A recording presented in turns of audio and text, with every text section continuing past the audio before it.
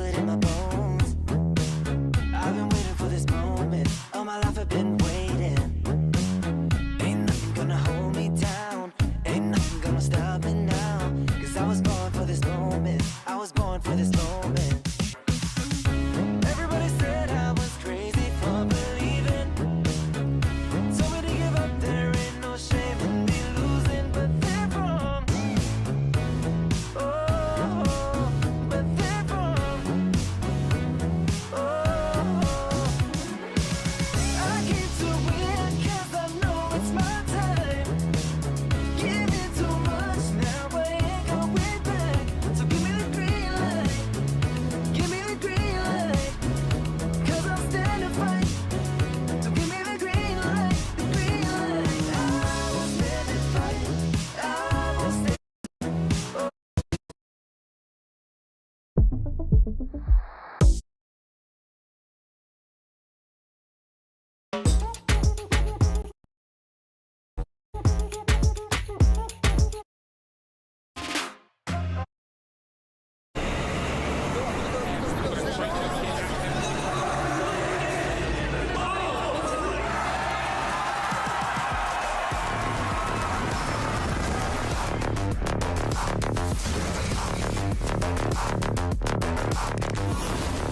Looks like the players are ready. Here we go!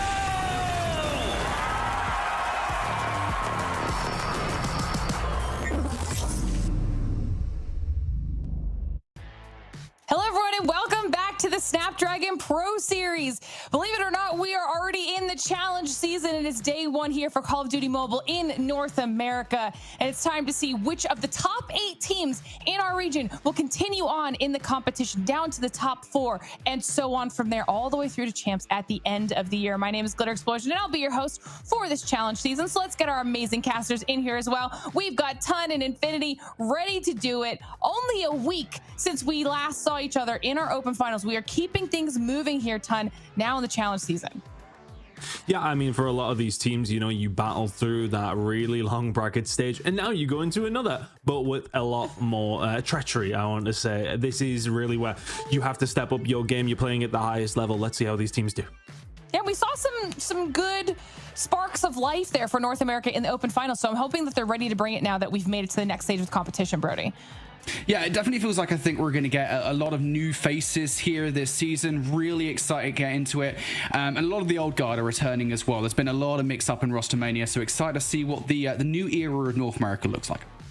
Well, we'll get a chance to take a look at the format here. Obviously, we made it through that open finals that we're talking about, and now we're here in that challenge season. We've got 4 weeks of competition, a GSL style bracket for our top 8 teams with 4 teams in each group, okay? And that's how we're going to be proceeding here today. We have to go through one of our first groups, and we'll see how our teams do. And then, of course, they're all battling it out to make it through to those challenge finals. That is the ultimate space. Like I was saying, top 8 down to 4 in those challenge finals. It does not get any easier, and we're going to be keeping things moving quickly with a GSL style format. So our teams need to be on top of their performances right out of the gate here today. But we talked about it in open finals. That's where the prize pool starts. Now we're in the challenge season, so the prize pool increases. It continues to go up, this time $2,250 to first place, Ton.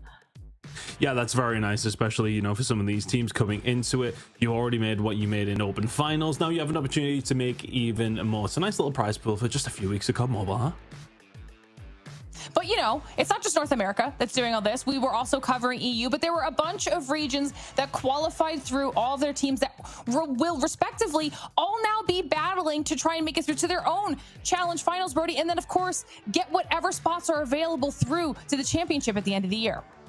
Yeah, it's nice to see a good spread of teams across all 3 regions competing in the Snapdragon Pro Series. Of course, you guys will recognize a lot of names here across all of those regions as well. Favorites in Europe like Animus and Exclusive competing once again here in North America. You've got the likes of NA, Falloffs, and Undream returning to the competition. And of course, fan favorites over in Latin America as well, like the World Championship toting Galaris roster, Ancient Gaming, Street Gaming. There's been a lot of organizations investing in the Latin American region this season as well. Honestly, I think a lot of exciting teams competing across the board.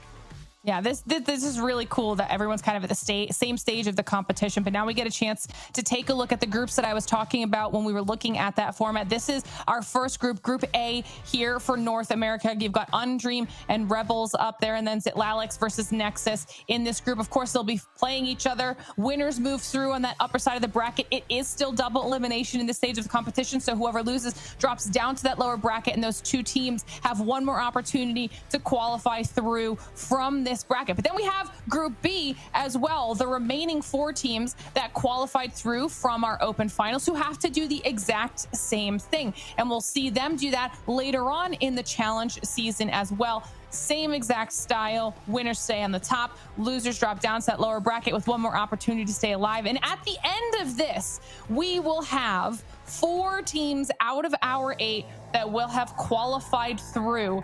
And in order to get there, it's going to be a bit of a battle as we get to see some of what happened on their way here, Ton. Yeah, it was well, maybe not necessarily the best of side of things for Horus in this matchup, but for Undream, we're going to get to see them today, obviously advancing through. But yeah, it's going to be really interesting, especially for the GSL style bracket. Obviously, I know we did this last season as well, but just to remind you guys at home, it's 2 wins before 2 losses, and you get to challenge finals. That's how that's the simplified version. There is a little bit more to it than that, but it is pretty much 2 wins before you lose twice, and you get through. So interested to see how some of these teams are going to adapt to it. It kind of doesn't give you too many opportunities. It gives you, well, one opportunity to make a mistake. If it seems like Undream, though, they want to probably try and get through in the shortest route possible. Definitely a much better way to put it. That's much simpler, Ton. I think that everyone at home is appreciative of that. And that's what everyone's going to be focusing on. Will you get those 2 wins? And how quickly can these teams do it? Because we saw our groups, so now we know what to expect here for the day. We're going through Group A first. So now that we know who those teams are, that's the matches we're going to be focusing on. We've got Undream versus Rebels first to kick off the day. So let's start talking about this matchup a little bit here, okay? Because we got to see all of these teams now go through our open finals, but always, and we talk about this a lot, Brody, open finals, very different from what we see here in the challenge season, or at least that's what we're expecting because we've now whittled down the competition. Yeah, when you're in the open final stage of the competition, I think the differences between the best and the rest are kind of laid bare, right? You'll very often see the best teams in the region just kind of sail through pretty easily, and then everyone else kind of struggle to barely qualify. You'll see a lot of names kind of in there that you wouldn't normally see because of the randomized nature of the open finals format. But Undream is a name that you guys should remember at this point. It's filled with some of the best teams hailing from Mexico, of course, a region that joined in with North America in season 5. It has a lot of good players as well, like the likes of Fabuloso. This is a pretty impressive performance from him, by the way. 50 kills. Tan and I have watched a lot of Call of Duty Mobile, a lot of Hardpoint, so we know that's a high number to get. Of course, this is from open finals, and I think more impressively, it's against that Horus esports roster that you guys saw in the replay package as well. So to drop a 50 bomb like that against a really talented roster like Horus esports, that is a solid performance from Fabuloso. And I think it's indicative of the kind of performance that we're going to be expecting from this Undream roster coming into this tournament. I think it's worth saying these guys are one of the favorites to win the entire thing, and that's for a really good reason. Yeah, I don't think it'll be that easy to drop 50 kills this time around, Tom. Well, you wouldn't think so, but the way that they did perform in open finals, the strength that they do have, they will be the favorites to go through in their first match and in that second match. They are very much the top dog, I would say, in this group. I think that's a fair statement. So yeah, we'll see how they do. I would imagine probably not quite as simply as how they got through the open finals. No, Lauren, you're right. Well, they're going to have to go through Rebels if they want to keep their hopes alive, if they want to stay at the potential top of this region. A team that I don't know that they'll make it super easy for them. It's going to be tough, though. We talk about this a lot coming out of open finals, the teams that find themselves a little bit lower in that overall. Now, don't forget, these are seeded based off of how well they did in the open finals as well. So that's how you determine who they're going up against. So Rebels are at a bit of a disadvantage here, Ton. They are, and coming through is one of those teams who kind of made it just due to some adjudication that was done between some of the rosters that originally did make it for the side of Rebels, getting that opportunity though to prove that they do belong here. But what harder opportunity do you need to kick things off? It's going to be a really tough matchup for them. They are going to be one of the weaker teams, but let's see how they have improved Have they made any changes to the roster? What are they going to kind of do from there? Have they been looking back at their VOD to try and get something, you know, that maybe they're doing really, really wrong? Let's see how it's going to go down there, but it's a real big test at first. But one thing I always say, the better teams you play, the better you get. What is it? It's a rising tide raises all ships. It kind of applies to this as well. You play against these better teams, you see what they do, you get better from that. So let's see what's going to happen though. I think it's a tough game for them to start, but let's see what they can learn from it. Well, we also get to see here if they were able to learn anything from the open finals based off of these picks and bans. Were Rebels able to get any maps that could favor them or potentially put Undream on a little bit of a back foot here, Brody, as we get to see what the choices were? Yeah, some interesting choices in this one. I think we saw Coastal in open finals from Undream. That was a map they managed to win that best of 3 out against Horus Esports on. So for Rebels to pick it in this best of 5, interesting for sure. Yeah, I'm getting there. I'm getting there. Don't worry, folks. But they decided to give us an absolute banger in this series, right, guys? Now, listen, I don't ask so much. My birthday is not that far away. And these guys have decided to give me an early birthday present. We get a Crossfire control. I don't think this could have been a happier moment for me. What a way to start, mate. It's 12:47 in the morning, mate. It feels like a brand new day. Honestly, you speaking about your birthday, I don't even know how old you would have been when Crossfire was originally released. Were you even born at that stage? I don't even know. You would have been very young. You would have been. What was it, 2007? So Call of Duty 4, yeah, it would have been 2007. I was 8 years old, mate. 8 years old. That is disgusting. Oh wow.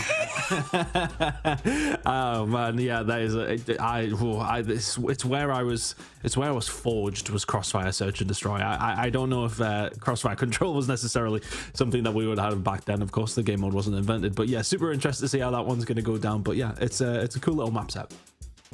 Little did 8-year-old Brody know he was going to be looking forward to Crossfire Control here in the SPS as we get into our first match of the day and of the entire challenge season for North America. This is going to be a great way to do it. We've all been talking about it, wanting to see what Crossfire Control is going to bring. And I actually really like the pick because I think it keeps both these teams on a little bit more equal footing, considering no one has really wanted to touch the map. So this is going to be super fun. I can't wait to get into it. So let's do it. Match number 1, ready to go. Well, thank you very much, Lauren. Excited to get into it myself as well. I think, yeah, Brody, we'll quickly just get it out there. I think for Undream, the fact that some of these maps made it through, you see Coastal get in there, you see Crossfire coming in there for the control. The first time we've seen it on broadcaster, but I believe. Right. Is this an opportunity for them to sort of try out some maps at this stage? You don't want to try too much out in open finals. You want to make sure you get there. Now it's an opportunity. You do have that somewhat buffer of that one loss you can have, although I don't really think it will happen in this matchup for Undream, but it's an opportunity for them to try something out. I think you hit the nail on the head there, mate. Yeah, I think this is one of those opportunities, right? You're not expected to lose this match. Again, like I think we've kind of set the stage here by saying that Undream and NA Fall-Offs are without a shadow of doubt like the top 2 teams in this tournament, obviously. They're for a plethora of reasons, just the amount of talent on those sides, like what those rosters kind of look like. And so I think for both of the teams, they are expected to win their groups with flying colors. And yeah, you want to throw some kind of early maps in there, kind of widen your map pool as much as possible in these early games, you know, kind of dip your feet in the pool, as it were. And this is a good opportunity to do that. Just kind of get some experience on those maps. We've seen it a lot in the past, but as you said, there's kind of a flip side of that conversation, which is that, you know, you can never underestimate anybody in the Snapdragon Pro Series. It's very easy to do. And I think it's easy to underestimate a roster like Rebels. Something we didn't really get a chance to bring up there is the fact that Rebels from open finals to this point in time, so to the challenge season, have made a couple of additions to the roster, namely Yawn and Legacy. Now, I believe Legacy, spoiler guys, is actually going to be playing in this matchup. It's something that I kind of put down. I always kind of do like win conditions, right, for teams coming into these matchups, and it's very difficult to imagine a win condition for Rebels to have against a roster like Undream. But for me, the win condition is bring at least one of those players into this best of 5, because you kind of need to pack a punch your roster if you want any shot of beating Undream. They're doing that. I think bringing in both players would be a solid, right? I mean, like you go back to kind of season 5, Yawn has been a consistent player over the course of the last couple of seasons of the Snapdragon Pro Series. Season 4 with Truly, season 5 with Hype Mobility, and has performed well on both of those rosters. Legacy did well on Hydra in season 5. So, you know, you kind of bring in a couple of players that infinitely improve your roster just by joining the damn thing. Rebels will look a lot better for it. So they're already putting one foot forward in the right direction, Ton, but it's very different putting into practice here as we get into these maps. Yeah, and a difficult game to get that practice into as well. I look for some of these players coming in. I think you kind of go in and you know that this game is. I'm not saying like we're not on any stretch of writing them off, but you are coming into this one. You know that there isn't much pressure on, so this is a good opportunity for those teams to kind of just get some things going. Trying not to have any. It's not one to have arguments with, isn't it? Like you're heading into a map, something's not working. You go back, you look over it, you say why. You can kind of discuss it as a team. For these guys, it really is just about trying to qualify. If it takes you 3 games, it takes you 3 games. That's kind of where we're going to be at. But for On Dream, they're going to be coming to this full of confidence, as we can kind of see from the map set. Again, there is those testers coming out in a certain degree. They're going to see if they enjoy crossfire control. I'm certainly going to enjoy it, whatever happens. And I was told that we are loading in the lobby very, very shortly. We're just waiting on a couple of players coming in. So hopefully we'll be ready to go in a second. But yeah, I think it's going to be interesting to see one of the favorites up close and personal. First game on. It's always interesting to see how these teams kind of come out the gates. I would imagine all guns blazing will be the case as we head into the summit. So yeah, it's a nice map for them to start on. But yeah, for On Dream, I kind of agree. You look at that roster, you look at them on paper, how they got through that open finals. You really are putting them up there. I was saying, I think, looking over towards the other group, I feel like that is maybe a little more competitive with this team in particular, and Andre maybe feeling like the steady favorite in this one, whereas on the other side of things, there's maybe a little bit more of a mix-up. I know they're probably leaning obviously towards NA fall-offs, but it feels as if there's maybe a little bit more of a fight there. But realistically speaking, On Dream are the stronger opposition in this one, I would say. You know what? I'm going to put myself on the line a bit here, mate, and say that I think early on, if I had to come out with a prediction as to who I think is going to win Season 6, just right here, right now, I would actually say Undream are coming in as hot favorites, even beyond NA fall-offs. And the reason I say that is because, really a couple of reasons. First of all, it's the fact that we've got a full Mexican squad, Mexican powerhouse roster back together again. You got to remember that a few of these players last season were kind of the mixed, American, Mexican squad in status quo. They did pretty well on that roster, but now you've got kind of this Undream roster from Season 4 LATAM back together again. Of course, that was pre-merger of Mexico into the North American region, right? So you've got players that have a lot of experience together, back playing together, and also looking pretty good as some of the best players from Season 5 in the region. So that's reason number 1, right? And you do go back to Season 5 and you talk about status quo as a roster. Technically speaking, you talk about kind of NA fall-offs being this season's Tribe Gaming. Status Quo were by far and away better than Tribe Gaming, way better. I know obviously they won Nexus won the entire thing, but it just logically, you're looking at this roster as being kind of the successor to Status Quo, that roster being the successor to Tribe Gaming. And on paper, it looks like Undream are coming in as hot favorites. So I think a lot of people are going to be underestimating them coming into this. They should be pretty good to take the entire thing home. Although I understand that Tribe have also made a couple of changes to their roster or I say Tribe, not calling them Tribe anymore. And NA fall-offs are making a couple of changes that might make things interesting, but we'll see. Either way, I think this is the first real chance for Mexico to actually take the North American region, which is, by the way, a damn sight massive difference to where they were a couple of seasons ago, where they were competing in Latin America, and many of the rest of the teams, like Galaris, for example, were kind of decimating them. So very different situation here, but I have all the faith in the world a roster like Undream can take the entire thing at the end of the competition. I'm interested though to see how NA fall-offs do. Yeah, I mean, you look at that roster. I swear, I promised Vig. How many times has he actually retired? How many times have you retired? Yeah. There's an NA challenge or EU Challengers player like Denza. You remember Denza? Oh, yeah, no, I know. Retired 8 times. Yeah. A lot, yeah. But I mean, we seen Vig not too long ago, didn't we? And he was just oh yeah, I don't know, man. I didn't retire. Yeah, here he is. Here we are commentating in the room. Well, next week, of course. Anyway, but hopefully we're going to be loading this game pretty shortly. The teams should be ready and raring to go. But I think, as far as predictions go for this one, I think this is a pretty simple one for us to kind of decide. Yeah. We're kind of having a bit of a chat over before, Brody. It really does only lean in one direction, this one. Yeah, this feels like it should be a 3-0. I feel so horrible. I feel dirty saying it. I feel like I'm just writing a team off every time I say, this should be a quick 3-0. But I don't know. It's very difficult to imagine a way into the series. I think, especially analytically speaking, especially when you don't know Rebels' strengths and weaknesses coming into this one. And mind you, Rebels are not a bad squad themselves. You look at the composition of this roster, and there are names on this team that you guys will recognize, not just the likes of Yorn and Legacy, but the likes of Naz, who I think, again, has competed in a couple of seasons of SPS back in Season 4, I think he was. So, there's a lot of good names on this team. But again, they are up against it. They're up against one of the best, if not the best team in the region. This is a lot to ask out of Rebels. Let's see if they can start off by sealing the map away. Summit Hardpoint is going to be the map to get it done, to start this best of 5 off ton. And I guess this is kind of an even footing for both of these teams, right? This is a map that both of these teams will have played for a very long time now, so Rebels should know how to play. Oh, it's been around, well, not quite as long as Crossfire, but it has been around for a very long time. So if you are Rebels, you know exactly what you should be doing on this one, but it's about whether you can execute it against a team like Undream, who are going to come into this one all guns blazing. Voltex can find one on the side of Rebels, but for the most part, it is a full wipe for Undream to get things kicked off yet. 50 seconds to go. Looking good for some solid time over towards P1.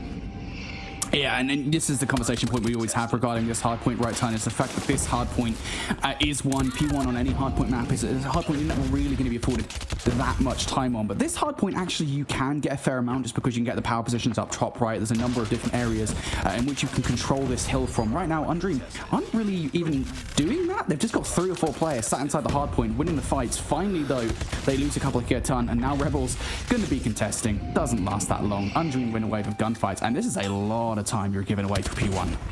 Yeah, you're right. You know, you can pick up a decent amount of time over towards this one, but well, if you're picking up 49 seconds, which is what it's going to look like for Undream, that's a bad sign if you're Rebels. Right now, it's a decent start for them. The rotation over towards P2 is about to drop down. And this is going to find 2 though on the rotation, so that's going to help out the side of Rebels to maybe just try and get themselves set up, if only momentarily. Now they've all been wiped, and you can see Undream setting themselves up now. P2 is beckoning, and that's nearly 50 seconds over towards P1. I'm not sure what the record is, but that wouldn't be far off it. Yeah, well, there's a lot of records that could be potentially broken here on this one. Was it Fabuloso had 50 kills on a Hacienda hardpoint or something like that? So yeah, there's probably a serious chance here to get some records set in this game. Oh my goodness me, Undream are just completely shredding through Rebels already, and you're seeing an operator coming out on P2. This is a very early equalizer from Shisu that doesn't work out in the end. Gets a couple of frags, and that's going to be about it. But honestly, at this stage of the game turn, I don't really necessarily need it. Undream are picking up the slack every single time somebody dies, and if Rebels lose this rotation as well, this would spell disaster. They've got 1 player that's spawned in on that side. You've got to be careful of player number 2 though. That's Shisu, who picks up 3 kills. That's the worst possible thing that could have happened in that situation. Yeah, we did start this game about 7 minutes late, and I think Undream are just like, oh, okay, you want to catch that time up? Yeah, well, I mean, if it keeps going like this, we may well be done very, very quickly here. Rebels really need to step it up. They don't have the rotation over towards P3. Undream are here and ready to hold this one down. This is kind of what we were trying to allude to. There is a pretty sizable gap between Undream and Rebels right now. Rebels kind of made it through. I don't want to say on technicalities or anything like that, but, you know, there was some issues with some of the teams coming in. They were one of the second options, and, well, they're struggling right now. This is tough. They have been put towards those back spawns. They will be able to get there quicker, but Undream, that's kind of where they want them, but in about 50 seconds time. Yeah, right. I mean, this is the thing. You can fight this one from the front if you really want, as long as you're recognizing where Rebels are spawning. Now players pushing in towards the back line mean that Rebels should now be spawning out towards the middle of the map, and this is that awkward moment, right? 20 seconds left on a hard point.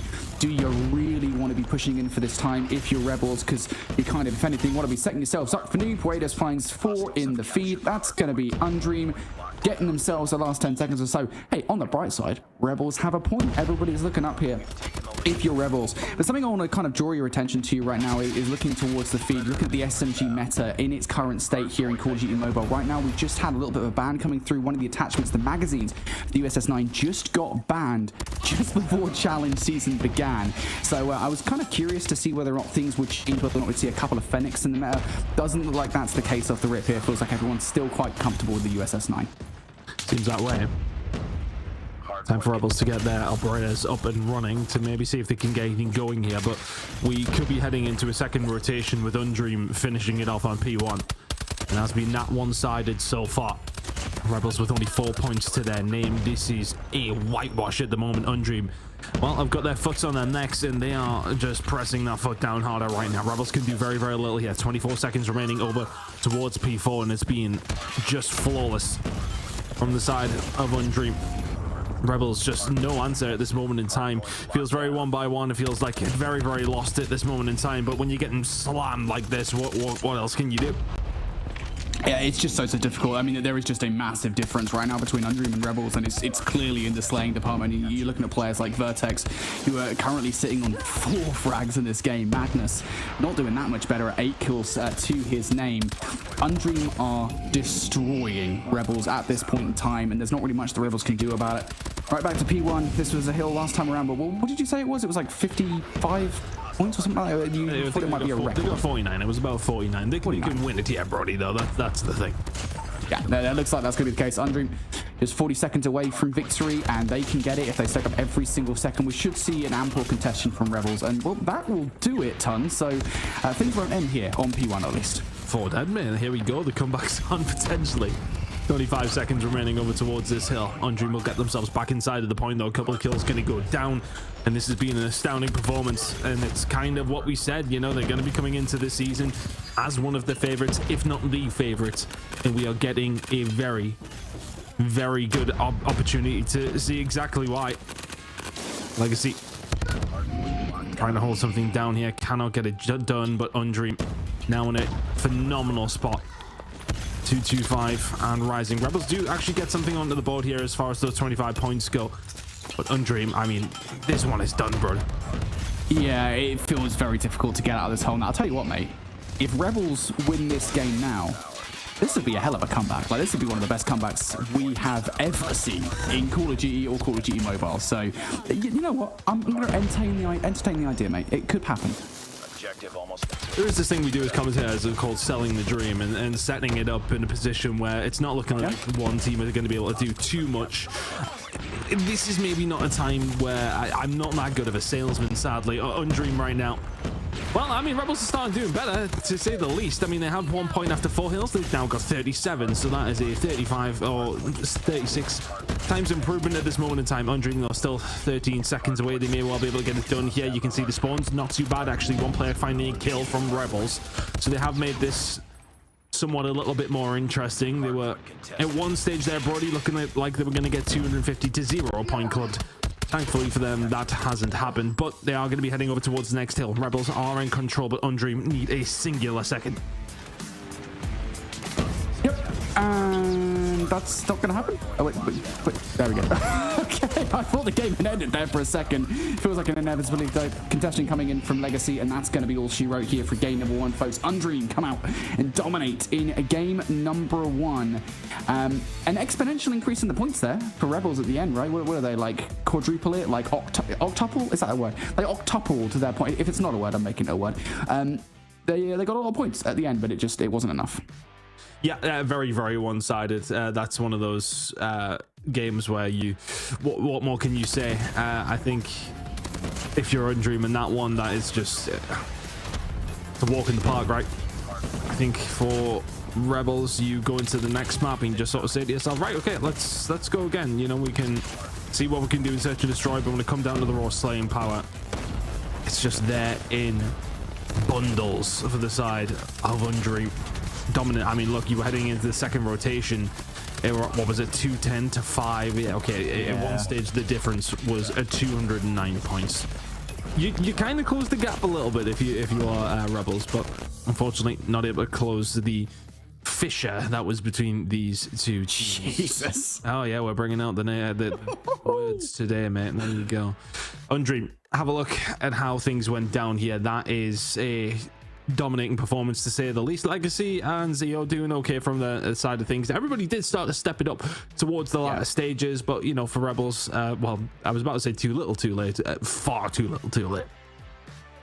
Man, that is hurtful. I mean, hey, they added Legacy to the roster, so it's an improvement, right, for Rebels. He goes 24 and 29 and is the best performing player on the team, although really not by much. It's a marginal improvement. Everybody, what was it, double negative for Vertex, Naz, and Magnus. Yeah, just not a great performance on the whole, I think, from Rebels there. And that is one of those situations, I think, ultimately, where it's just like a team has gotten outslayed, and that's that, right? Like, a team has gotten outslayed, and they have just lost all of the key gunfights. I think it's like, I think it was like Shizu who got like 4 in a row or something on the rotation towards P3 on the first set of rotations, and it's that kind of thing that can just totally blow the game out of the water, especially on a map like Summit, where that rotation, I think in particular, is the single most important rotation on the map. If that goes awry, your entire map's out the window.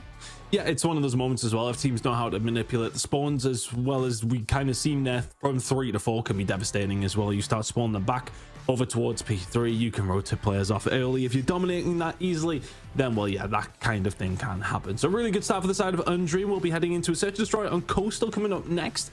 And, well, we're going to get to see crossfire control. Although, based on that map number 1, Brody, we might not get to see too much of it because it could be over rather quickly. But things looking very, very good for Undream. We're going to get to see a crossfire control. I mean, that's the upside here. It's upside for us, chat. Just to be totally clear, I don't care what you guys think of a crossfire control. We just want to cast a crossfire control. So I'm selfish here. I don't care. I just want to cast a crossfire control. That's all I want. It's going to be a fun time. What was map 2? It's Coastal Search and Destroy. I got it. See, my memory's there. Coastal Search and Destroy. That's coming up next. It's going to be a fun one. Of course, we did see Undream play this in open finals. It was against a significantly stronger roster in Horus Esports, and they did pretty damn well, if I remember correctly. It was a 7-5 victory for Undream, so they had to work for it for sure. Horus gave them a matchup, but it does go to prove, I think, that Undream look very strong on this map. It is an interesting map, I think, coming off the bat here, right? Coastal, of course, the newest addition to the Search and Destroy map pool in this season of the Snapdragon Pro Series. And, you know, I think it's kind of fun to see teams formulate these breaks into the site, figure out kind of, all right, how do we get into these sites? It feels very similar to Tunisia in a way, like early Tunisia when teams couldn't break into sites. So we'll see kind of how Coastal formulates itself over the following year, because that's how long it's going to be in the map set for. But so far, I really like casting Coastal. It's a lot of fun. Yeah, it definitely does feel like that defensive heavy side of things, doesn't it? It's one of those scenarios where we can see B, there is only that small kind of choke point you go through. That middle of the map control is super important as far as where the snipers go. The big opportunity is over towards A. If you can find a pick there, we've seen plenty of utility used well down A streets. Yeah, that's kind of seems to be where if there is a crack in the defense, it usually is there. So yeah, let's see how things are going to go. I think B is kind of a bit of shock and awe, but I think when you can get into B, if you can get into B, getting that bomb down inside of there, it's a hard retake in that case for the defensive side. So yeah, there's that risk reward, so to speak, with Coastal. And I think it plays really nice. Props to the devs as far as Tunisia and Coastal have gone. Obviously, maps endemic to COD Mobile. As far as I'm aware, I can't remember playing either one of those two maps any other time, Brody. Yeah, I think one of them might be a Call of Duty online map. Okay, yeah, fair enough. But at the same time, very, very well made, and sometimes that can go awry as the years go on. And now, well, thankfully, it's not the case with these two maps. So very, very solid. I seen your little smile there. You know what I mean. I know exactly what you mean. Yeah, you know exactly what I mean. We're going to be heading into a Coastal, and I'm really looking forward to it. And it's nice to see the innovation. It's very 3-lane, very classic Search and Destroy. I really, really like casting it, Percy. I don't know how they feel about playing it, but right now, I'm enjoying casting it. Yeah, and I think the interesting thing with like new Search and Destroy editions, right, and this is something that goes for mainline Call of Duty, it goes for Call of Duty Mobile as well, is the fact that the strategies kind of formulate over time, right? You see teams trying various different things to kind of break sides. I think, again, you know, going back to the Tunisia example, you start off with when Tunisia was first introduced to rotation, and things were very kind of one note on the offensive side. Like you'd see teams kind of just hit one of the sites and hope for the best, and you kind of have these, I guess, like blocks to getting into the sites. For example, on the B site on Tunisia, you have a sniper towards the back of the map, and for a very long time people didn't really know how to deal with that because it's so difficult to deal with the tundra full stop and then deal with a player in a power position at the back of a B site. Like that was a problem, and over the course of time, like people would deal with it by staying close to the middle of the map, sending set nades over the top to deal with those players, and strategies kind of have slowly evolved over the course of time. So I'm excited to see that applied into Coastal. We'll see what happens though. We're getting to the map, folks. Coastal for map number 2. After the absolute whooping that Rebels got in map number 1, I want to see them come out and strike some venom here, Ton. I want to see them come out, just go hard on Undream. All right. Well, whether or not we get to see that, let's find out. Don't know if we're fully ready to go here on this one. Oh yeah, there we go. Okay, let's get into the game. See if Rebels can find something there. We'll get those team names switched over on the top side as well, but it is going to be Rebels on the defensive side, on Dream on the attack. And what can you find? Because, you know, defense on this one, it's by no means easy. You still have to be, I want to say, very, very patient. Right now, though, Zyrax ain't being patient whatsoever. Vortex Magnus just dealt with through the middle of the map. Far too easy. Fabuloso set up for the pinch that's going to come over from the other side. You see that Naz did manage to find one back, but all of a sudden, it is a 2 versus 3. They can find another. And Dream will get this bomb down imminently. You would like to think they can't do so, though. Legacy will find another 2v2. This is also splintered from Undream here. Also, than I generally speaking expect. It's all right, though, because Fabuloso manages to pick up Naz, and there isn't an immediate trade from Legacy here, so this actually isn't all that bad. Snipe from Legacy brings us down to a 1 versus 1. Poetus, what is the response? He's going to maybe slap the rock down. I thought for a second he would, but this reposition from Legacy here is fast, so Poetus has to make a decision, and his decision has finally been made. That bomb is now going down. I think after those initial 2 picks come through, this ain't where we thought we would be. Oh, but he gives his position away. Shots with the USS-9. He gets aggressive. Puertes turns around and says, thank you very much. I'll take you down with the Tundra, and that's going to be 1-0 to Undream. Good job from them, but did get shaky. I want to say maybe a little bit overconfident towards that A site. You find those 2 kills, courtesy of Zyrax. And then well, you don't take advantage of all the control you had over towards A. Things get a little bit scary, but you do survive. Undream wanted the good, but just about. Yep. Good start from Undream. As you said, it was a lot more shaky, and I think that's the first bit of resilience that we've seen from Rebels so far in this series. And Naz gets shut out, as does Zio at the start of this round. Rebels now really starting to feel the heat under the prot collar. Undream can take that trade all day long. You've now got the players stuck in an A site, and this response from Undream is absolutely perfect. They're going to rope that bomb straight around to B. The call has been made from Zyrax that the bomb site is clear, and Fabuloso can kind of go on this recon mission for, well, information. If you get kills, that's an absolute bonus here. Rebels no choice but to split up in the scenario as well. This is a perfect play call from Undream. If they know that B is clear, they know their players over towards the A side. Fabuloso can set himself up in an awkward little corner, because when this bomb goes down, well, he's actually going to be nowhere near anybody because they both hit the flag. Irrelevant of that, the play was, in theory, the right thing to do. Magnus now, I suppose the information that Fabuloso has is that he has no info, so does that whittle down where he is? Potentially. Now they know where Magnus is. Fabuloso from behind. That should be the round. Well played from Undream. Those kills over towards B.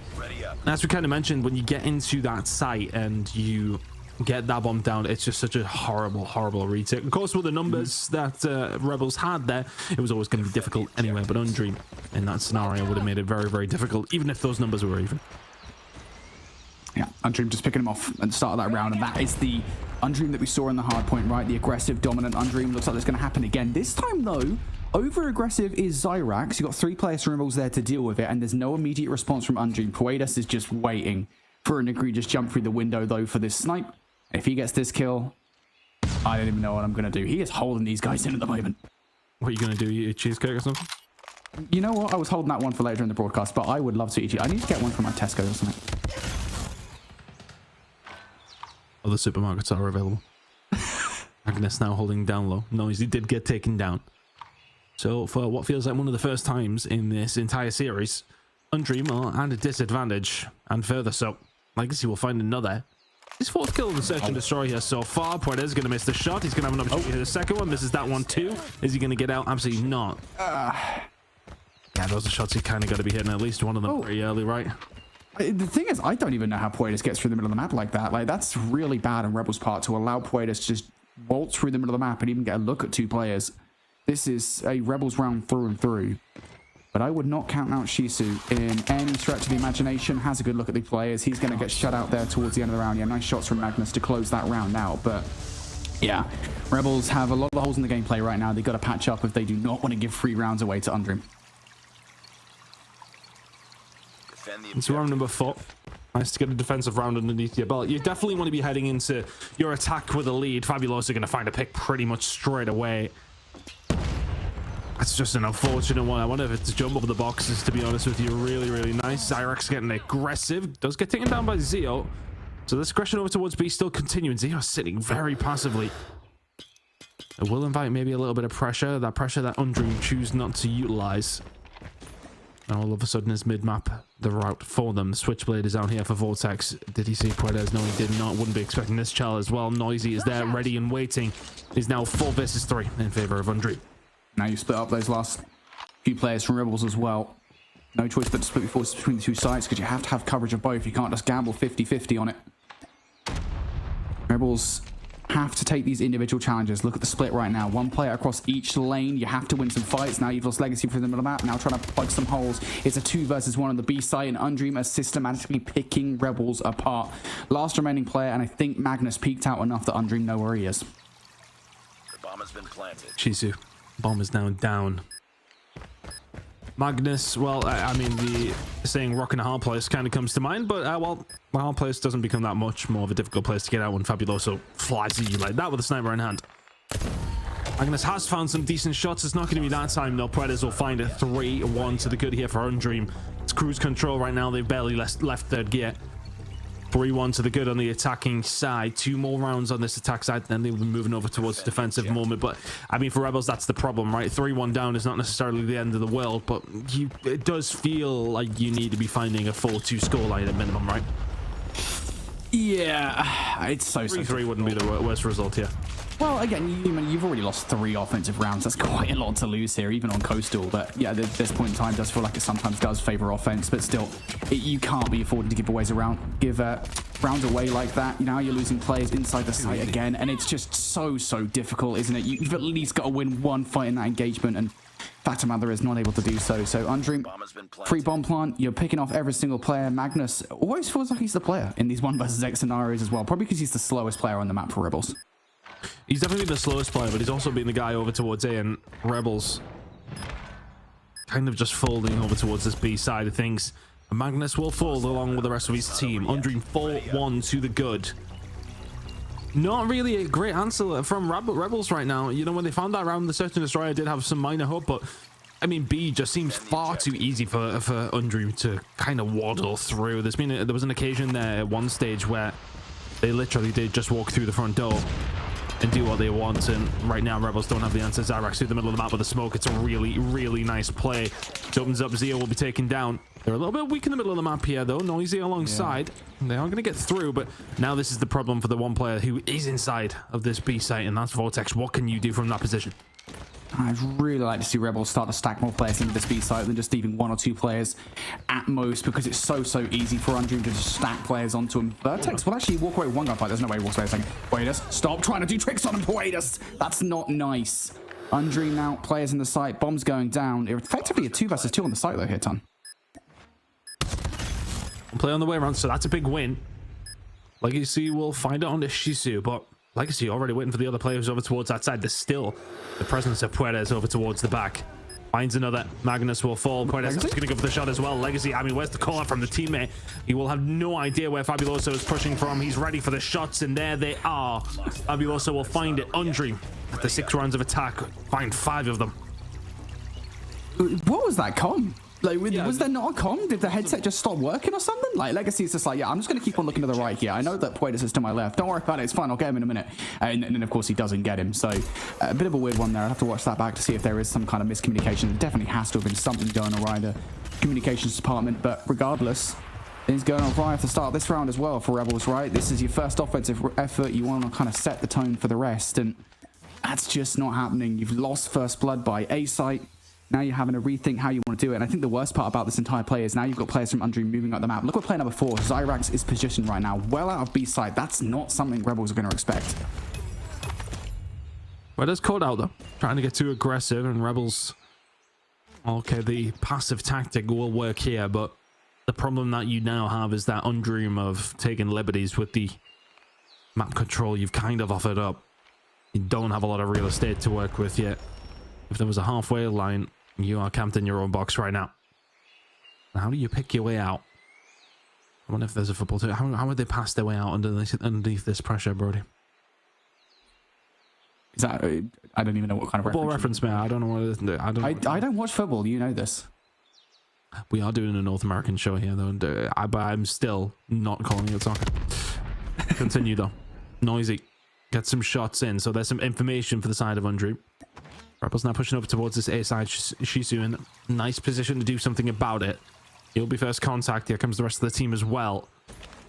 Time is whittled down, 30 seconds to go. Shizu in a wonderful spot. Zio will be the first to fall. The second and third, they line up, and it is just so easy for Shizu. 6-1 up if you're on Dream. Absolute cruise control. Oh, mate. That crossfire control is tantalizingly close. Not just for us here on the casting desk, but for Undream as well. There's one round shy of getting this one done and dusted. And again, they've set the pace from the very beginning of that round. Rebels look stuck, and they're going to be stuck once again. Middle of the map. Cyrax with the R9 doing all sorts of damage. Nice one-for-one trade, though, from Rebels. You take that, but you don't take the follow-up, really. You're starting to lose all your players on the board. Undream getting aggressive. Looks like this one's done. Oh, it's felt done for quite some time. Legacy left on his own. Dead to rights. Undream dominant in map number 2 and 1. And this is just as lopsided as you're likely to see this season. Undream, though, I think we've got to give them the credit here. Just looking like the much better roster. They look so solid across the entire board. It's so difficult for Rebels to deal with them. And just time and time again, I mean, they know exactly what they're doing. They are playing this fluidly. They are playing this with freedom. And Rebels can do absolutely naff all about it. Yeah, and you know what? I'll give Undream some credit, right? Because I think on the last, what was it, 2 rounds they played on the defense, they were playing very proactively, right? They were kind of poking holes in the gameplay of Rebels and not just kind of resting on the laurels once they've got those opening gunfights, but actually pushing up the map as well. We saw that on multiple different occasions, right, from Undream.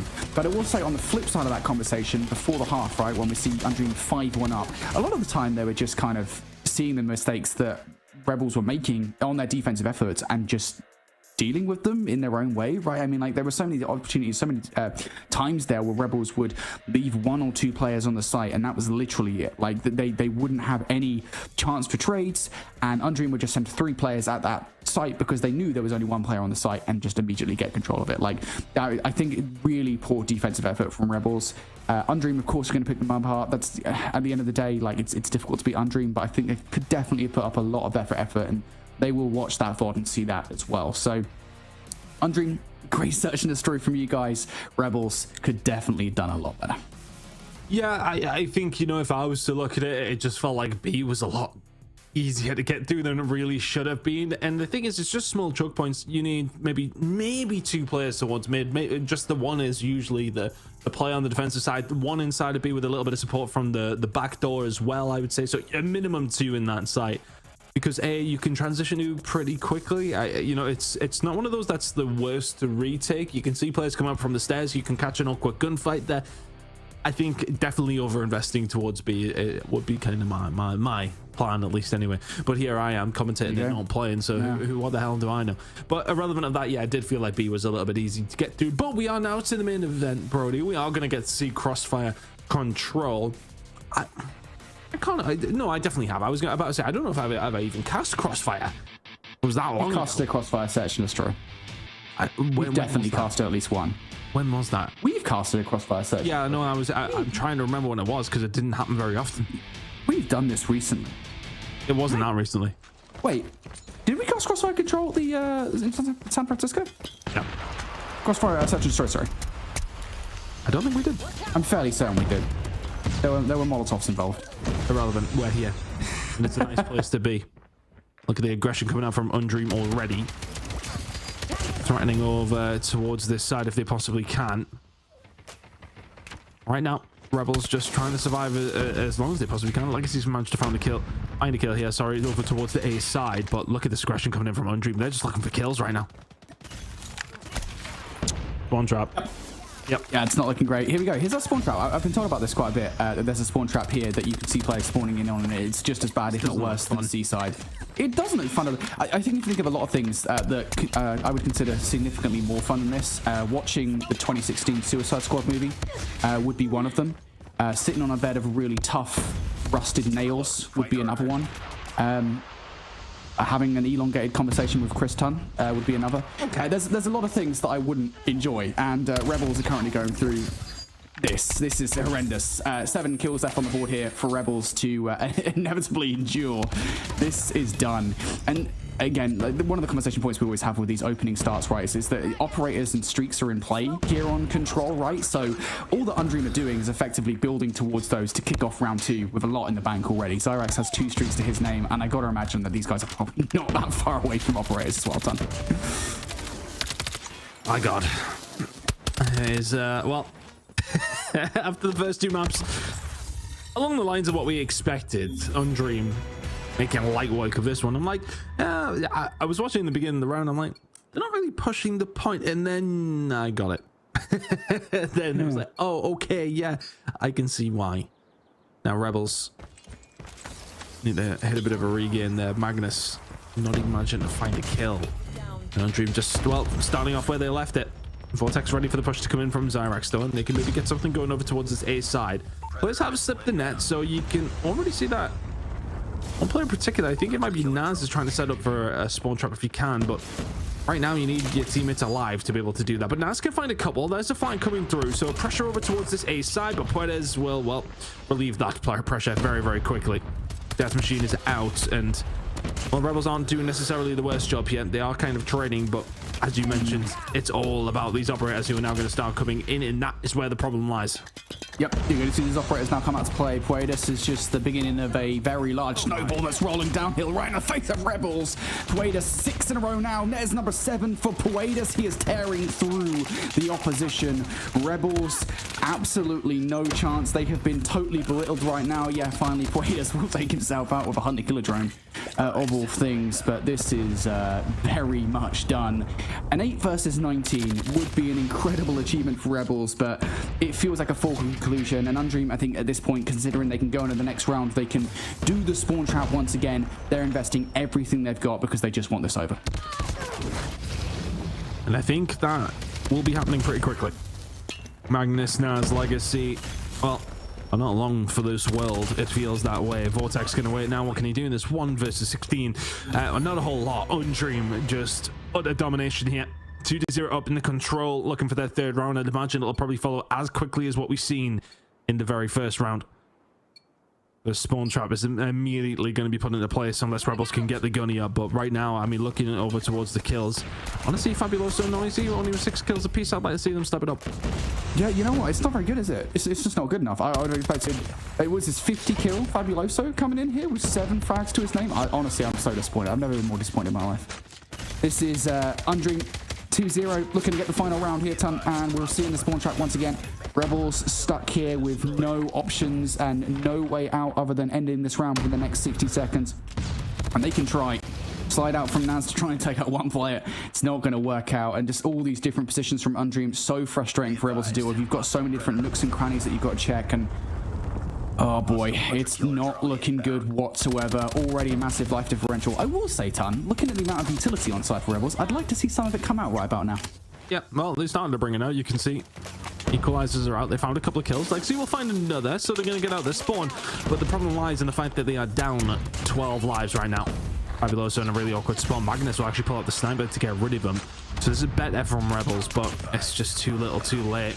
Zio there to defend over towards the B side. Can find a couple. The 20 versus 6.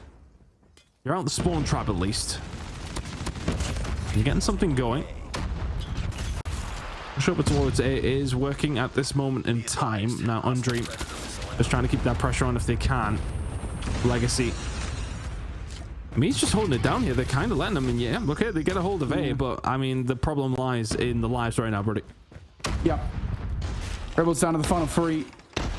And you got the War Machine being fired out from Magnus. And I'm fairly certain Magnus might well have got more kills in the Search and Destroy than he has here in this Control. He's done for the rest of it as well, so he'll finish off on 5 frags, as will Naz. I think the same might be going for them.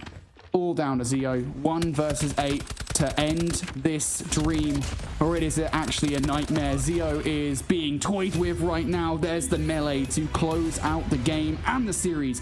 Undream kick off this Snapdragon Pro Series season with a bang. would we call that a bang? Bang from them. It's a one-sided bang. For them, yeah, absolutely. But yeah, Undream, Indomitable there. I mean, that was absolutely ludicrous, ridiculous result for them coming in.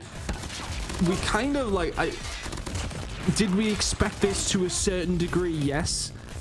Did I maybe expect it in that kind of dominating fashion?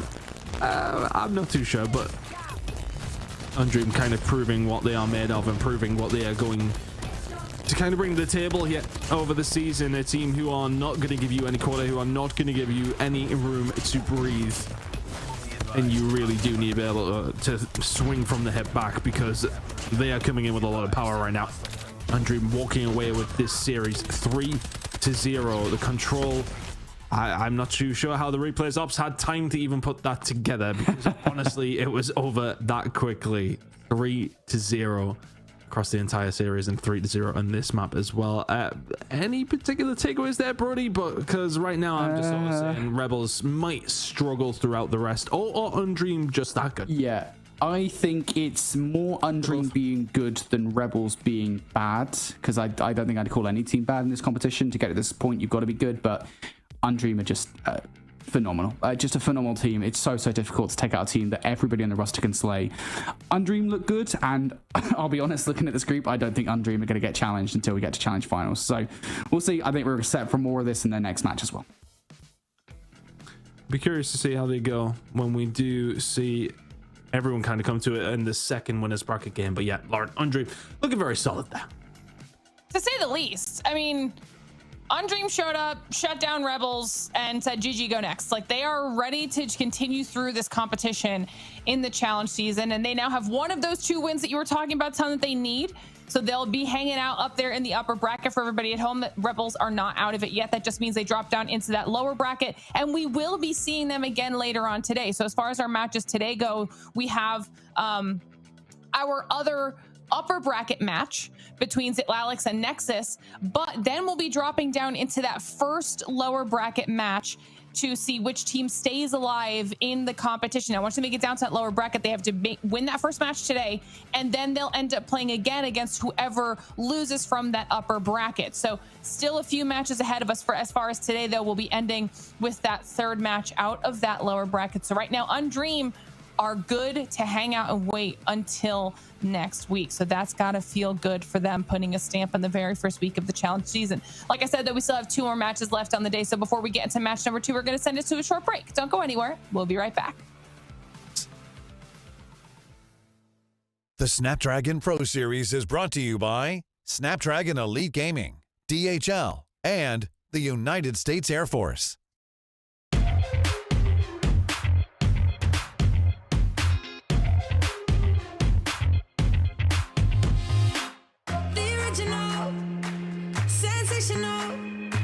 Could be too good for you. Everyone wants a piece of this. Watch me drive up to the Hollywood Hills. Always dressed up in my high heels. Everybody wants to have my life, 'cause this is my life. Yeah, this is my life. I know you want my life. I know you want it. I know you want it. But this is my life.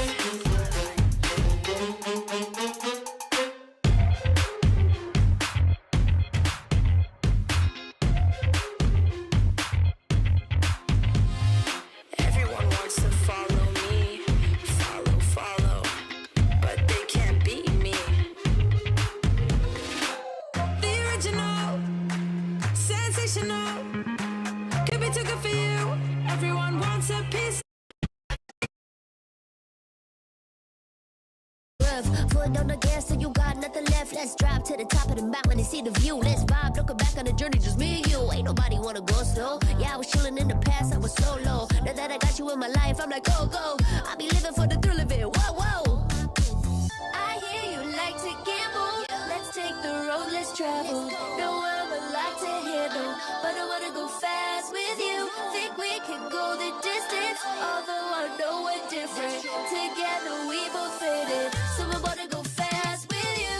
Put it in motion, baby, we're going faster, faster, faster, faster. Seizing the moment, baby, keep going.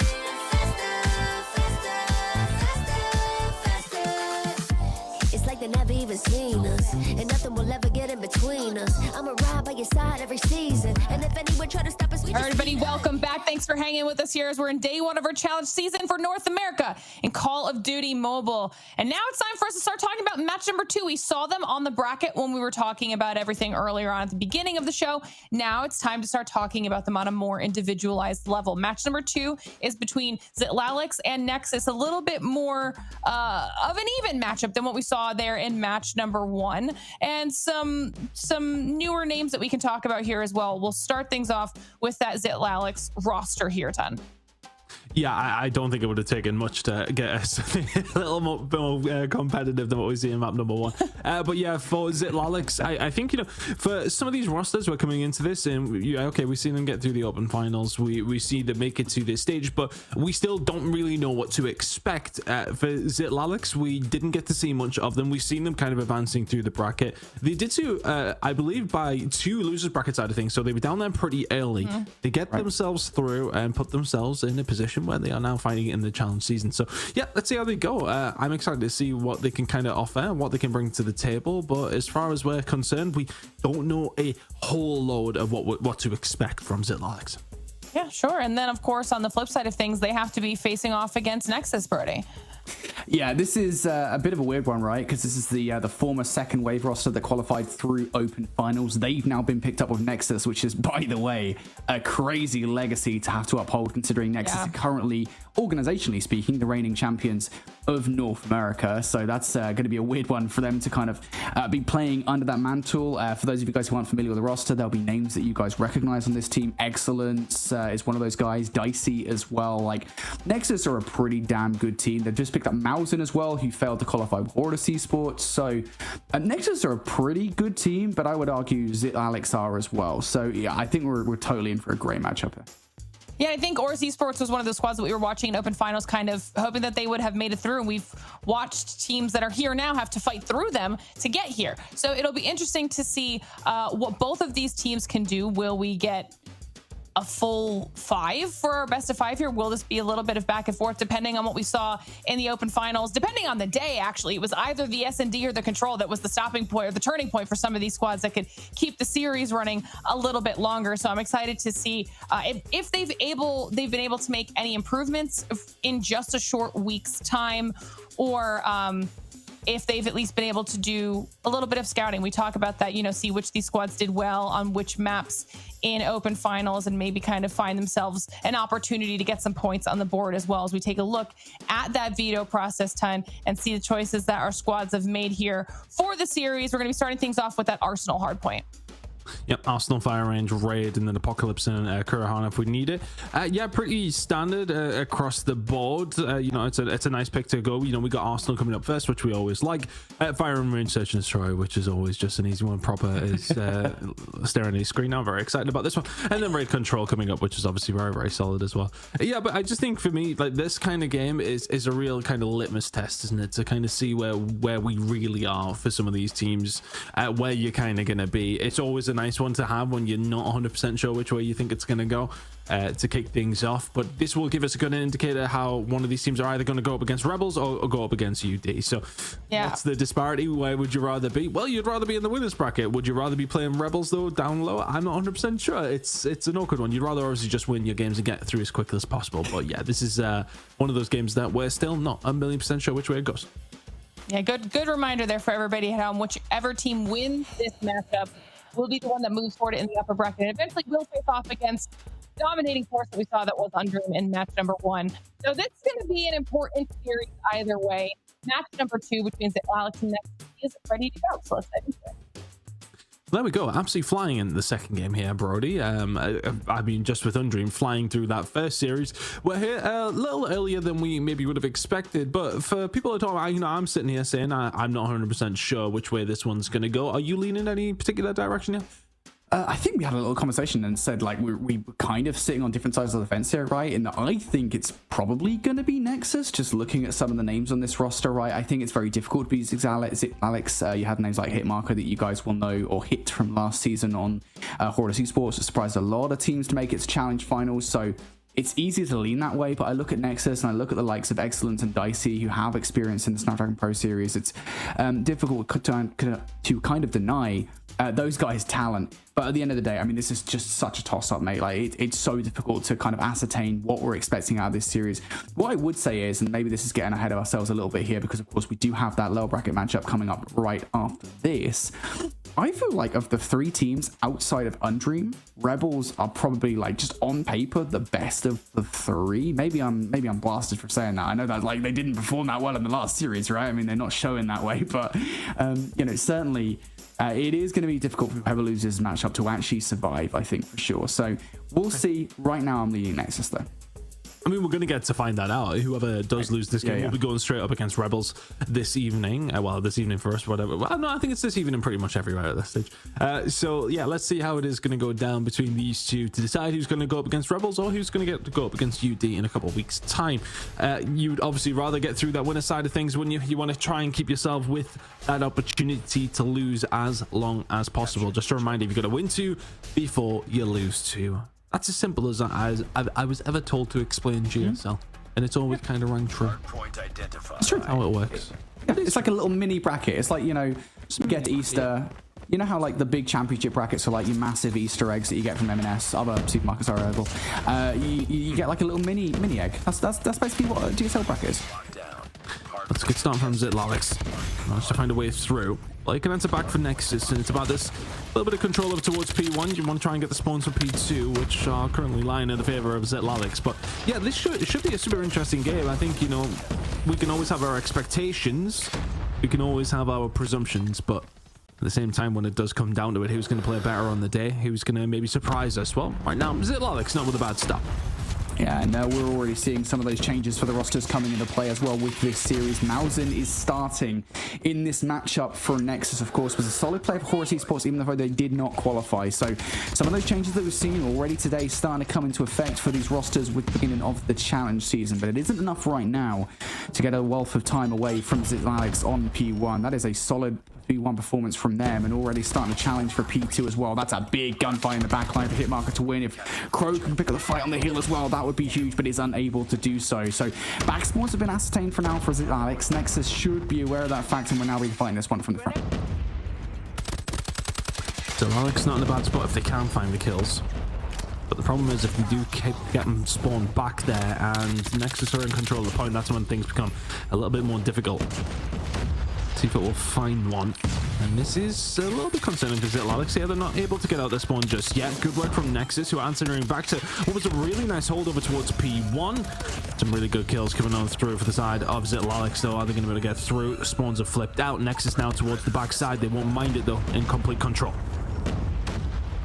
And these spawns are really wonky right now. Yeah, Nexus doing a relatively good job of dealing with them until Mercy comes through and blows the whole thing wide open with those 2 kills. It is not enough to actually ascertain any real control for Zitlalix. So as far as that kill is concerned, Tom, that is actually a solid hard point from Nexus, considering the position they were in at the start of that, where they lose those back spawns. Zitlalix did a really good job of ascertaining step number 1. Step number 2 was not that great. So they're going to have to kind of turn tail here and run towards the next hard point. They will be the first team to touch over by New, and Nexus are funneling themselves through this one area. 3 operators in the back pocket, and I wouldn't be surprised if one comes out to play. Yeah, you can see the Sparrows now coming out from one side of things as well from Nexus. Not able to find anything, though. Back spawns. It's nice that you can only find something, and it's a back spawn momentarily. You have other players spawning towards the other side, but you can see the pickup now just coming through. The kills will be found by Zitlalix. Nexus now pinned back, and this is a little bit more likely. Teams kind of trading the rotation, and when they do find that rotation, Brody really seems to be making the most of it. Last hill in particular was Nexus. They found the majority of the time in P2. Right now, Zitlalix holding down P3 very, very easily. Hasn't really been an answer from Nexus on this one. It feels a little one by one. Yeah, and that's what I was going to say. If anything, I don't think it's necessarily the individual nature of the push. I think it's the fact that it's so one-dimensional, right? I mean, we only really saw one different look coming out from Nexus there on that attempt to break P3, and that was only by virtue of the fact they had a couple of rogue spawns coming in through the backline. Beyond that, it was just a constant funnel through that outer side, and that's not going to work against a roster like Zitlalix. What's also not going to work here is the fact they've not managed to rotate towards New. Hitmarker is already here, starting to piece up here with the best operator in Call of Duty Mobile. That's going to be the equalizers, find some kills, and now is buying a lot of space for Zitlalix. Nexus now, though, using some operators of their own. A couple of kills coming through for football, and that opening has now presented itself for Nexus. They need this hard point. These kills are huge. Well, based on what we've seen so far, rotations have been so important for both these two teams.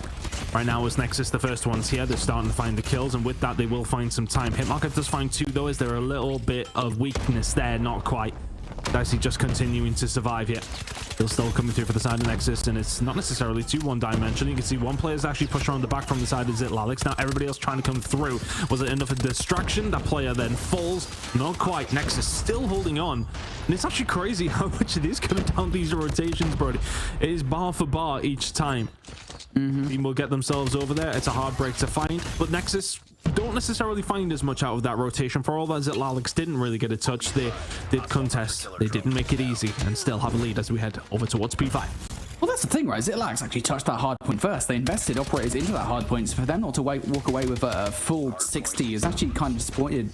Nexus will be able to get some form of contention in, and now they're doing this hill a little bit better than the last time around. They're hitting from all different angles here. The read from Zitlalix is good. War machines from both Crow and Mountain come through, and really I do think it's Zitlalix that win that fight on the whole. Phaeton loses some shots around the backline. Couple of kills now starting to come through from Nexus here. These back spawns are daunting to deal with. You're going to see some investment of the operators now coming out from Zitlalix to deal with. Aethan comes through for a couple of kills to the equalizers here, and Nexus are now fighting from the back spawns here for this hard point, but they are dealing with a lot of different players from Zitlalix pushing in from all different sides. Nexus winning the vast majority of these fights though.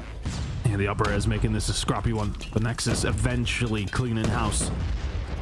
Mercy will fall. Mausen actually finding a good few kills over towards the latter stages of that hill. 8 seconds to go. It's looking like it's going to go Nexus's way. It will be Zitlalix with the lead as we head over towards the second rotation of hills, but it's a pretty mixy game, to be fair here, Brody. I mean, both these two teams investing plenty over towards that last hill.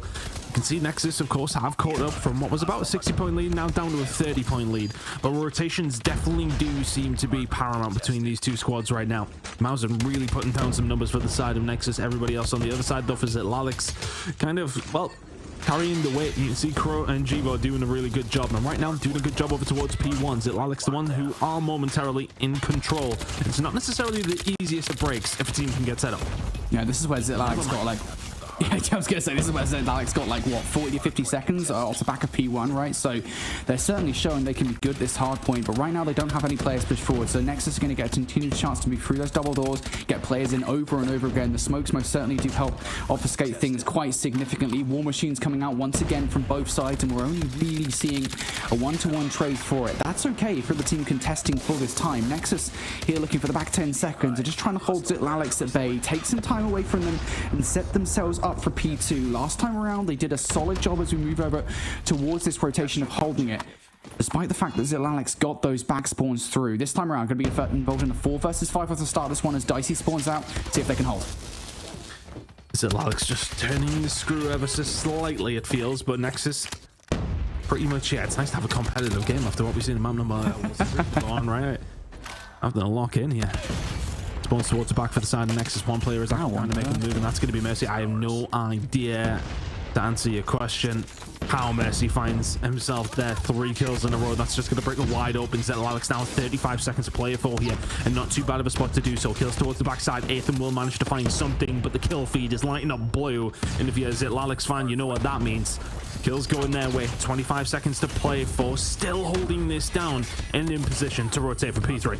Yeah, and Mercy's just totally flipped this game in his head right with that 2-piece. You've given a lot of time over to the Zitlalix here, and I think, again, you're kind of using that leader's advantage to, well, your advantage, right? Nexus now have no choice but to soak up that scrap time to try and close the deficit between these two teams, and they've got to make a perfect rotation over towards New.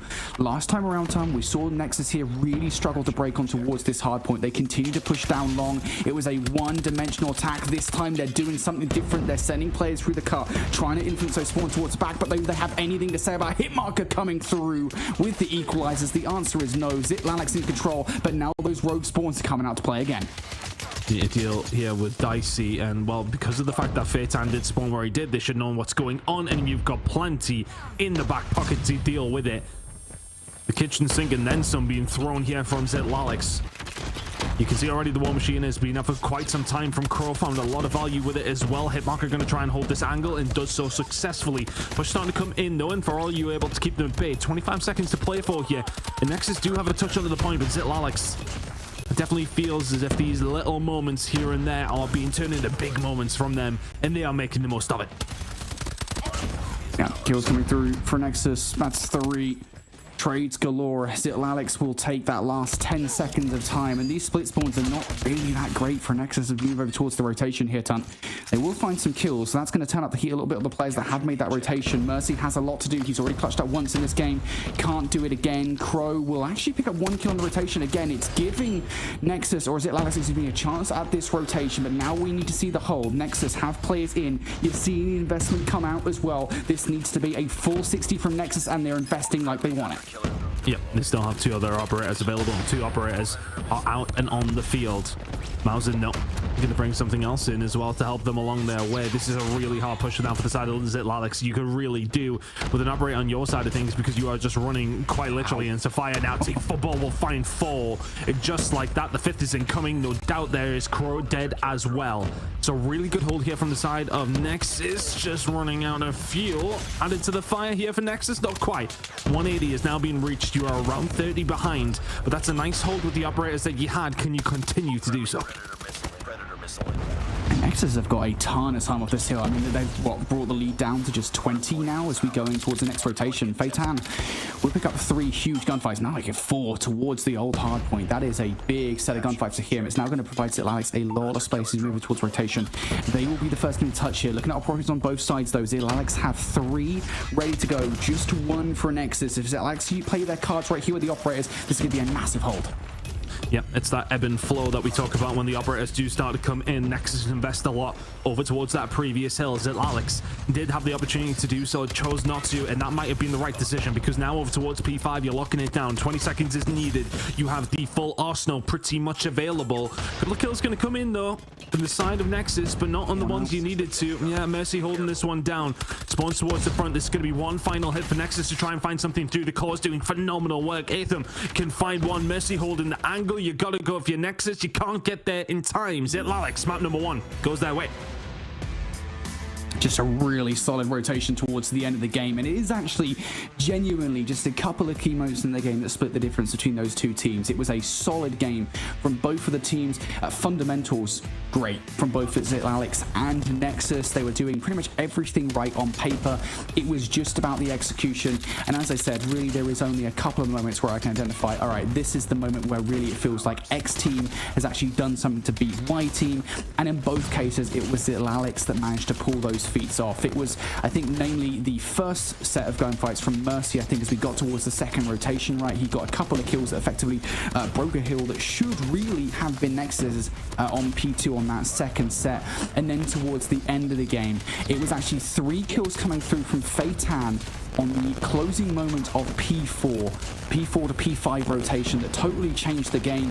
Nexus, they are able to get across the map faster. They might have a chance at breaking rotation. The fact that they don't because of that 3K coming through from Feitan in those closing moments of the game is absolutely everything. It provides space for Alex to get a full rotation and a hold with those 3 operators in as well. So big moments there from those couple of players on Alex. They were able to take the game off the back of them, and yeah, really solid hard point. I'm so glad we get something competitive now, Ton.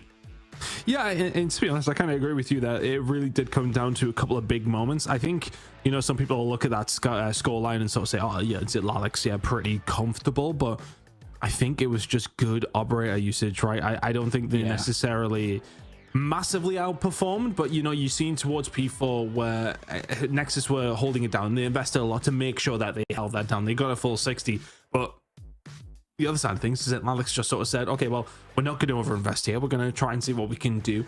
If we can find a breakthrough without using operators, then great. But they didn't use anything. They then had that rotation over towards P5 and then invested the operators and made sure that they did things right there. So yeah, just a good play all around. And I think from Nexus' standpoint, it kind of just feels like you were a cycle behind on the operators throughout the majority of the game. Like, yeah, your side, you're kind of having to react, and because you're on the back foot to use your operators, whereas then Alex can be proactive and use theirs when they know they have an advantage already.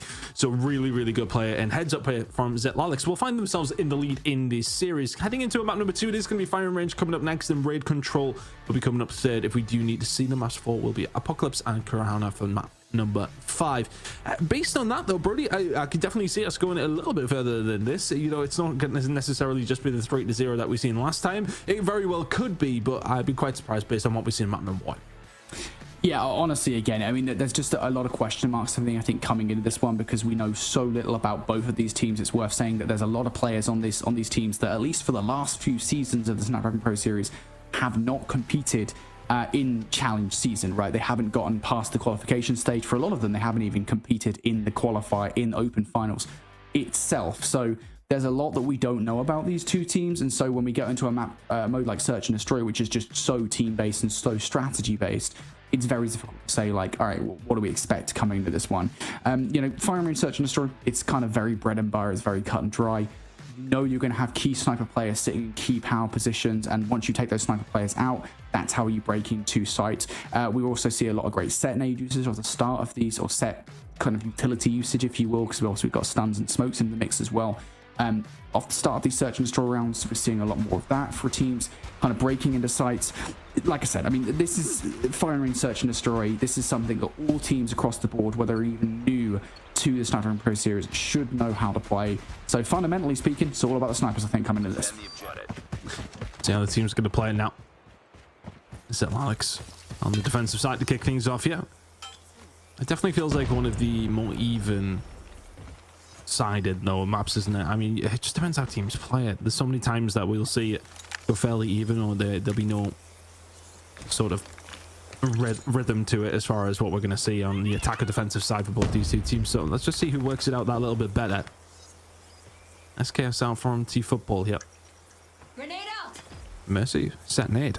Going over the top. Let's see where that lands. It is the Carnid. Doesn't find a great deal. But for the side of Nexus, very, very passive on their attack to kick things off. Yeah, I don't think they want to kind of upset the apple cart off the start of this round, and for good reason, ultimately, right? No real reason to do anything rash at the start, just trying to get a feel for what the defensive setup looks like for Zix Alex before making the move forward.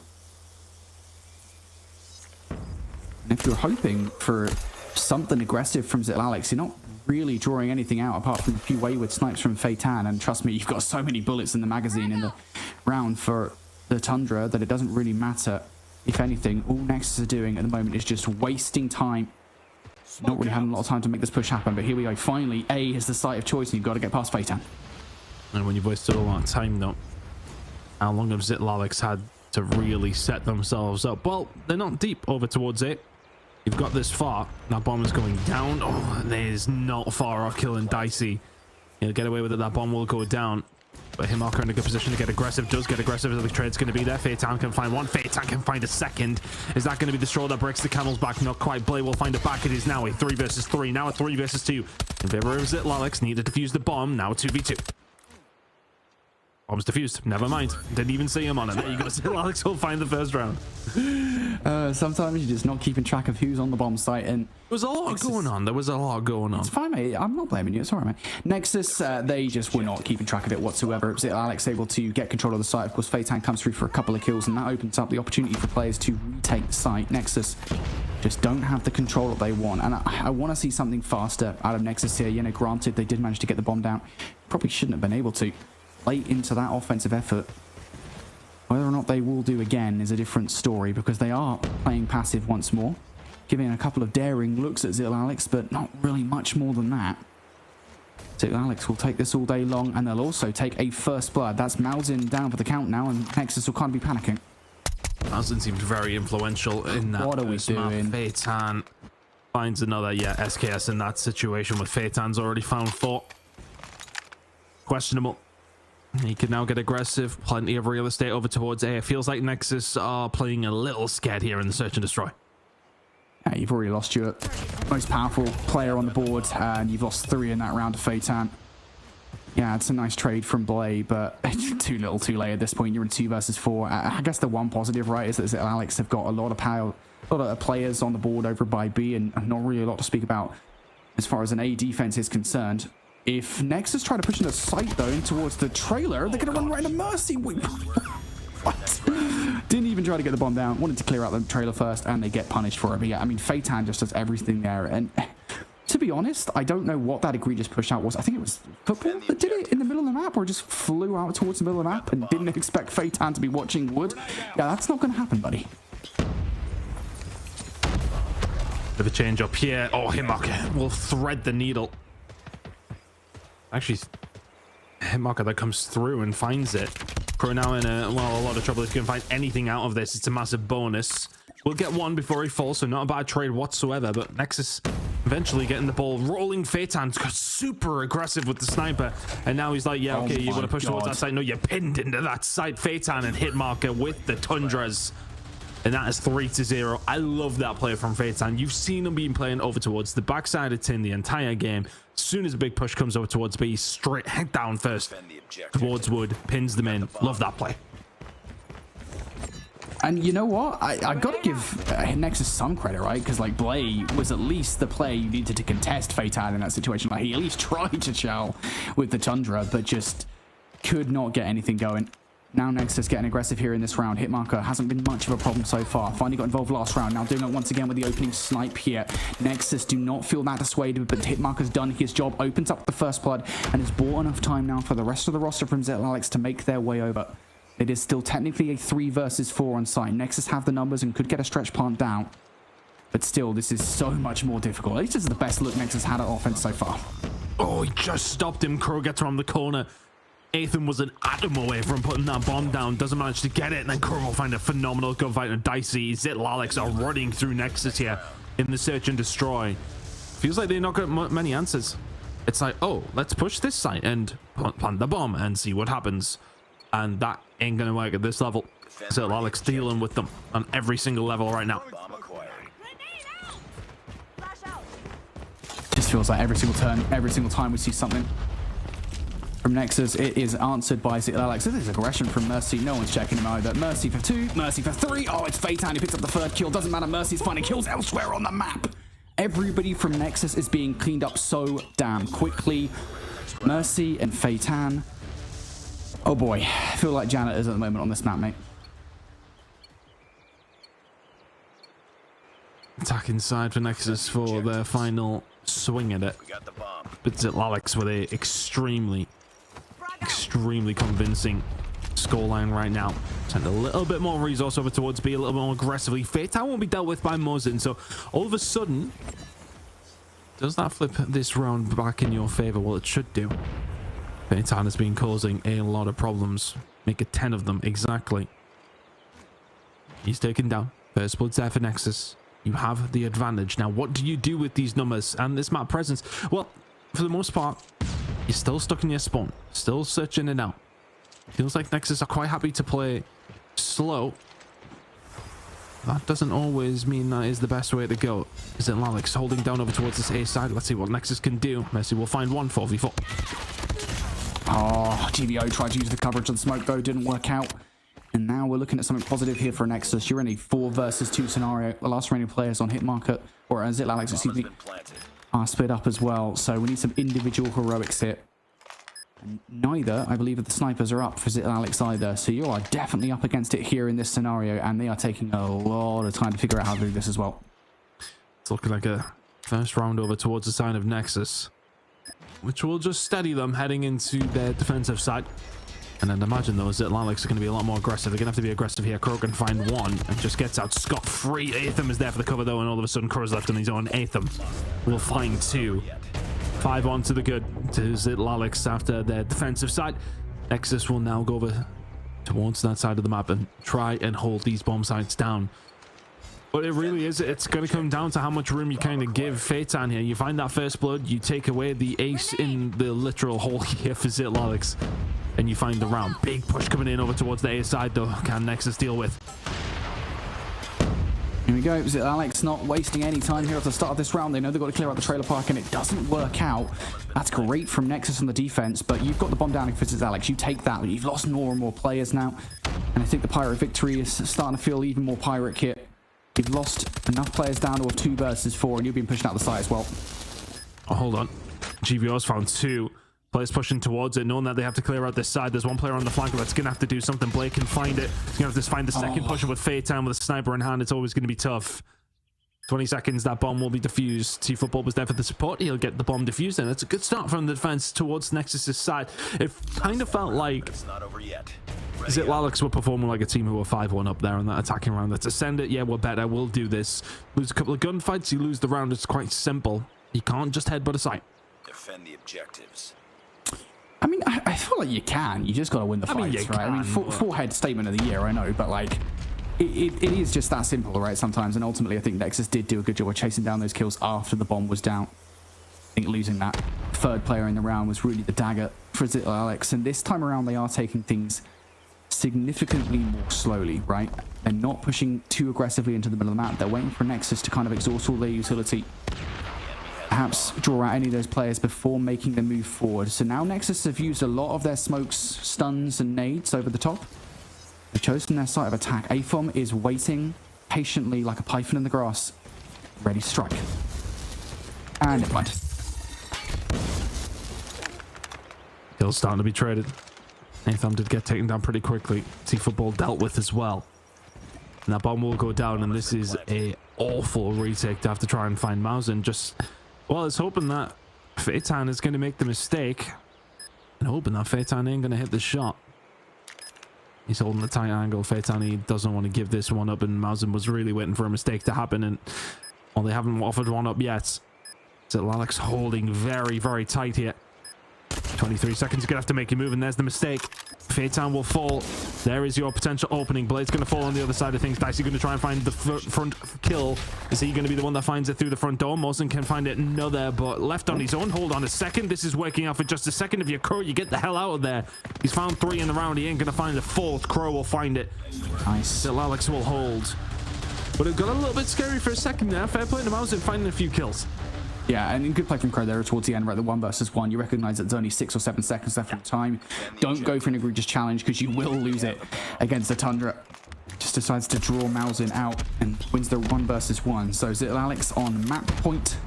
Just one search and destroy round away from taking a 2-0 lead here before we get to that raid control, and it is aggression towards the B site once again. This time around though, Apham walks away with some value here with the R9. Good trade from Crow, but that slows things up enough here that it's going to make Zeal Alex rethink this entire play. Also aggressive from Dicey. Keep an eye out for him because he might be about to blow this defensive play, or offensive play, excuse me, wide open if he can find some frags. Oh, goodness me. Dicey gets spat on.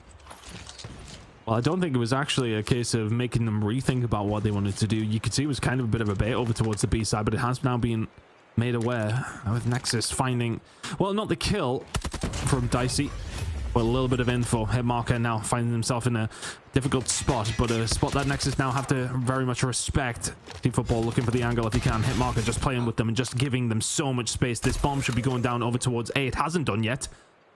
2 versus 2. We got the bomb. I was going to say, taking that bomb down for a while. Bomb has been planted. It's a risky play, but it will finally go down now. Given Nexus, though, a little bit of time to move forward here. How long that bomb took to go down. Crow gets the first kill. Now, last player, you know where football is, so you should be able to pre-aim for it. They're doing so. With this next gunfight, is it going to decide the game? Yes, it will. Phaeton finds the gunfight, finds the round, and the search and destroy goes Zittle Alex away. 2-0 up in this series. And Brody, for me, look, I mean, map number 1, we kind of said was... It was relatively close. There was a couple of moments here and there, you know, for Nexus, you are never too far away in that hard point. You felt very far away in the search and destroy, though. Yeah, I don't know, dude. There's just moments, right? I think at the start where Nexus were just not playing all that well through those first 5 rounds, right? They weren't being very reactive. And I think in a key way, they weren't being aggressive enough, right? I mean, like, you've got to use more of utility. And we saw it a couple of times, right? Where you've got to throw smokes over the top. You've got to throw nades to unseat those sniper rifle players because that's how you get onto the sites. And the fact they were never able to really deal with Phaeton in any meaningful capacity apart from that 6th round, I think that was the biggest struggle the Nexus faced there in that search and destroy. On the flip side of the conversation, there was only really one moment where it felt like Zittle Alex were actually playing in any kind of passive way. That was the second offensive effort. Of course, the first, they ended up losing to Nexus, and that was a solid set of trades going in their favor. But, you know, for the most part, I think Zittle Alex were just kind of outsmarting Nexus at every turn in that search and destroy. And that, you know, final round was a really good example of it, right? I mean, they go towards the A site or the B site. They go towards the B site and kind of make a lot of noise. They lose the open engagement thing. All right, we're going to back the hell off here, go all the way around towards A, and they get that puppy down on the site and end up winning the round from there on out. So just a couple of different, I think, decisions being made right now from Zittle Alex that proves them to be the better roster of the two. They do just look a cut above at this point in time. They really do. And heading into a raid now as well, that's a kind of map that is that, I want to say it's a classic control, right? You really do see the so-called better teams go on to win this map more combo more often than not.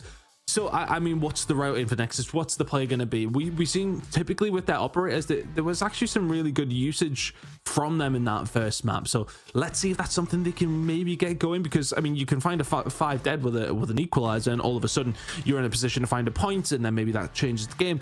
There are a lot more variables, I want to say, when it does come down to the control that you can possibly throw in there to help you out.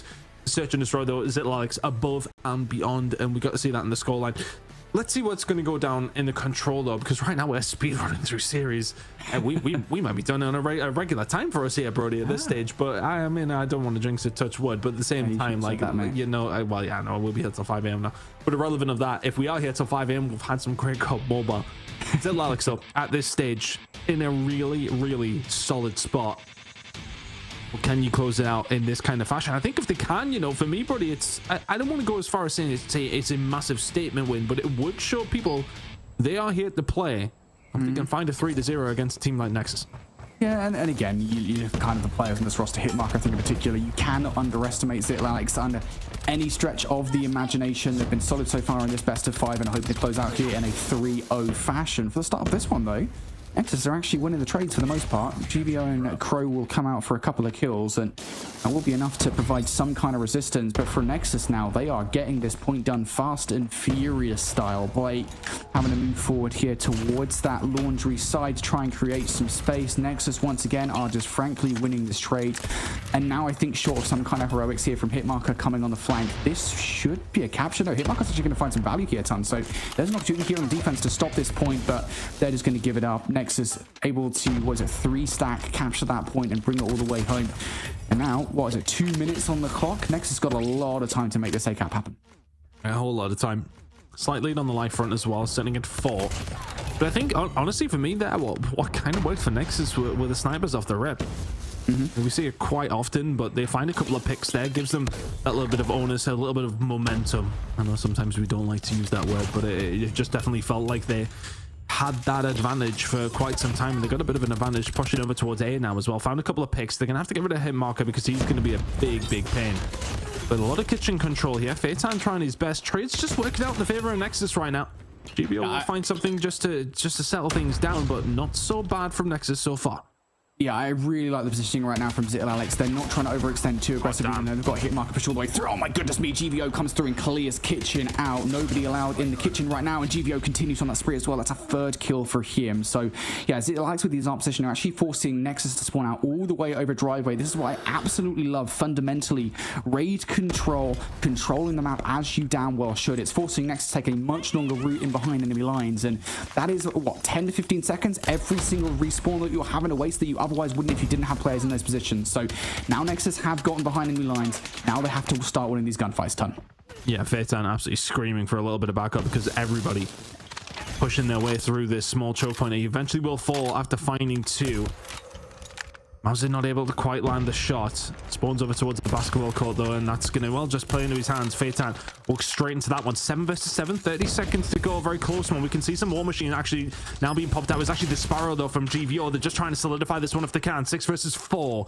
23 seconds to go. Phaeton just trying to pick up some kills here. A little bit of kitchen presence from the side of Nexus. Makes it a 5 versus 4. 5 versus 3. That could be a big kill. Yeah, but it feels like the Joker in the pack here is going to be Hitmarker. Are they going to respect the fact that he's going to be behind enemy lines? They don't call it enough. Mausdin pulling out the War Machine. Should be able to trade this one out, but it is done already. You've lost the fights towards basketball side. Hitmarker, the surprise player, blows the surprise play from Nexus wide open, and Zittel Alex had a strong round number 1. Considering how that round started from Nexus, that is a brilliant response. And again, it's down to the fact that fundamentally Zittel Alex played that round perfectly. The way they were controlling the map forces Nexus to spawn further out than they otherwise would, and they only really had 1 or 2 good hits to actually do anything there.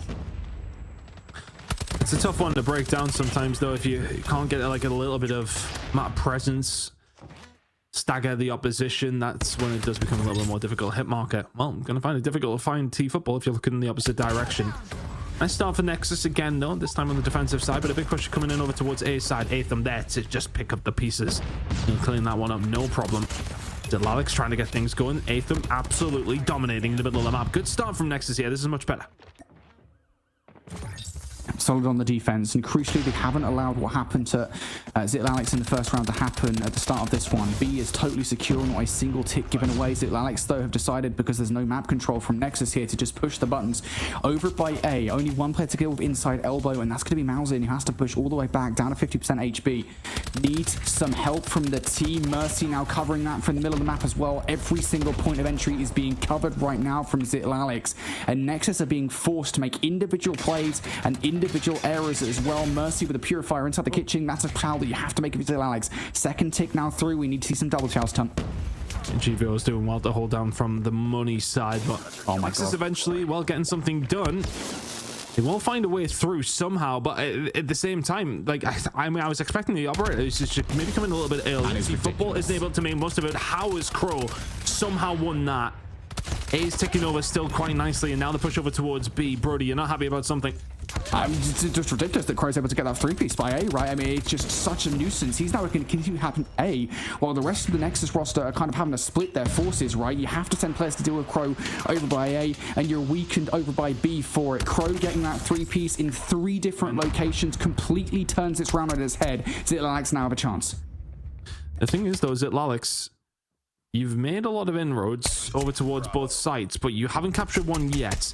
Okay, the time has been stopped. Hitmarker's doing a wonderful job actually just staying alive, but here comes the flank. Mausen will be dealt with. GVO now will bring in the Sparrow, and every single time it seems to be up, he's bringing it in.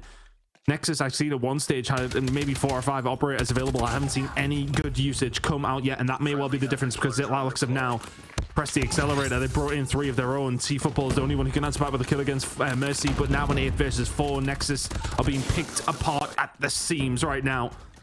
No answer to the pressure from Alex that they bring in at the right time, and I'll give Alex so much credit from that. Crow does brilliantly over towards A, but every single time that there is an operator to be used, it feels like it's being used at the right time, and it's being used well. Yeah, I mean, we so often talk about using operators properly in control of all game modes. I would argue control is the most important game modes to make sure your operators are being used in the right way. It is a go button. It is kind of a pack punch towards the end of the game if you need it, and that was most certainly a pack punch there for Alex at the end of that round. And now they've got one towards this round as well. Crow finds 3 with the War Machine off the start. On the other side, Mausen is finding no value whatsoever. Will finally pick up Mercy, and that's going to be an opening towards B. But talk about operator usage both of the end of that round and the start of this one for Alex. That is pretty much perfect. Now the flanking players from Alex are looking to do something. Do I spy a potential spawn trap here being set up from Alex? That's what they're trying to do. I think the problem that they are going to have is, well, I mean, to have a spawn trap work, you have to find some kills. And the other thing, Nexus do have 3 operators available, but I feel as if Nexus have kind of been sitting on these for quite some time. You're 2-0 down in the series. You're 2-0 down in the control. Get them in and try and get something going. B has been captured now. Plenty of time to do something now, but Phaeton in your spawn is going to cause probably some issues. You're going to have to turn around, and that's exactly what they're doing. They're probably playing this correctly. Yeah, okay, they will clear out the spawn, and now they can make their push over towards A. If anything, Alex are forced back a little bit further than they probably would have liked to have been. Nexus can, well, slowly maneuver their way up. GVO will do well to find a kill. Traded across the board, just about in the favor of Alex. Now back and forth and quite even. These next couple of gunfights feel quite influential, because if Nexus can find that bit of kitchen control, you've got some operators to use. Could be your round 2 lose. Yeah, but it's important to note that, again, Nexus are being funneled into 2 different areas of the map right now. They cannot get past the bedroom. They're being forced to push this from elbow, from basketball, from open step side, but that's a wave of gunfights for Alex that you just cannot, frankly, let happen. Hitmarker pulls himself back ever so slightly to help out, and now he is ready for these players to hit from the pool side, and they just don't want to. They are absolutely terrified of challenging Hitmarker. Alex now pushing out towards the middle of the map as well, and Hitmarker is hunting these players down with the Annihilator. But the fact that Hitmarker is seeing nobody just gives all the information over towards the side of Alex. If I'm Dicey, if I'm Blay, I'm calling everything in here. Hitmarker missing his shots. Dicey not, though. Him and T-Football starting to work well. Pressure over towards this backside. Mercy now spawning back in. Blay, oh, he's found nothing with the claw. Oh, and that's now dangerous. 12 versus 9. To be fair, I don't think we've seen a great deal coming out of Hitmarker. He's done more, actually, to be fair, with the SMG in hand. Atham's the only one who can answer back. It's 11 versus 7. Yeah, it feels like, if anything, he's just more of a scary presence, right? I kind of a warning sign. Don't come poolside. You have to make that long wrap happen through ring if you want to make anything work on the offense here. Now Mercy just ready to cook in the kitchen, and in cooking, he is absolutely doing that. We'll find a couple of kills, a posthumous one against A from there as well. And all these trades resulting here in Nexus losing the last couple of players. Of course, Hitmarker has now been removed from the kitchen side, so Nexus know that is a open opportunity, but they want this 3-0. They want it right here. They want it right now. Ethan comes through for a couple of kills. Blay able to find another one. Hold your horses for a second, folks. 2v4. It doesn't matter. There is no time to make it happen, as Alex gave a 3-0 whopping to Nexus. And that's a really nice win for Alex to find, because we were coming into this, I mean, we didn't really know what to expect in this series, but a dominant in the end 3-0 win for Alex wasn't necessarily on my bingo card, Brody. I would have expected probably a closer series. Okay, map number 1 was pretty close, in fairness. I think, you know, we'll give Nexus credit there. They were maybe just behind the operator curve at some stage, and that can make a difference. But next 2 maps, well, I mean, not really much to write home about if you're a Nexus fan. That was dominant from the side of Alex, who I have now got used to saying their name. We've kind of got that one locked in after I eventually decided. I'm kind of surprised, mate, honestly. Yeah, no, I think on first read it was, but then once we got it there, Alex. That's it. Alex, you just got to get the tongue going, you know.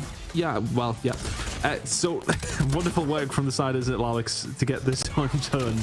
And again, it was just map number 1. Nexus kind of showed something. We've seen glimmers, but other than that, Alex just very much proven themselves to be the better team, and we got a good show of that, specifically in the controller. 3-0 win there is a nice way to wrap up a 3-0 win in this series. They'll now go up against UD next week, or in a couple of weeks' time, I should say.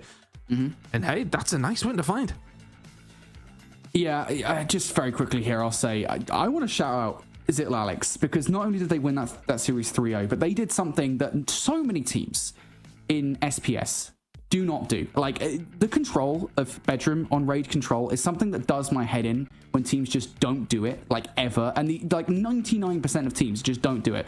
Right there, and teams in NA, teams in EU, if you guys want to know how to play raid control, just watch Alex play that map, because the way they were controlling the spawns is exactly what teams need to do more. It was just so perfect. It's the entire reason they won that map.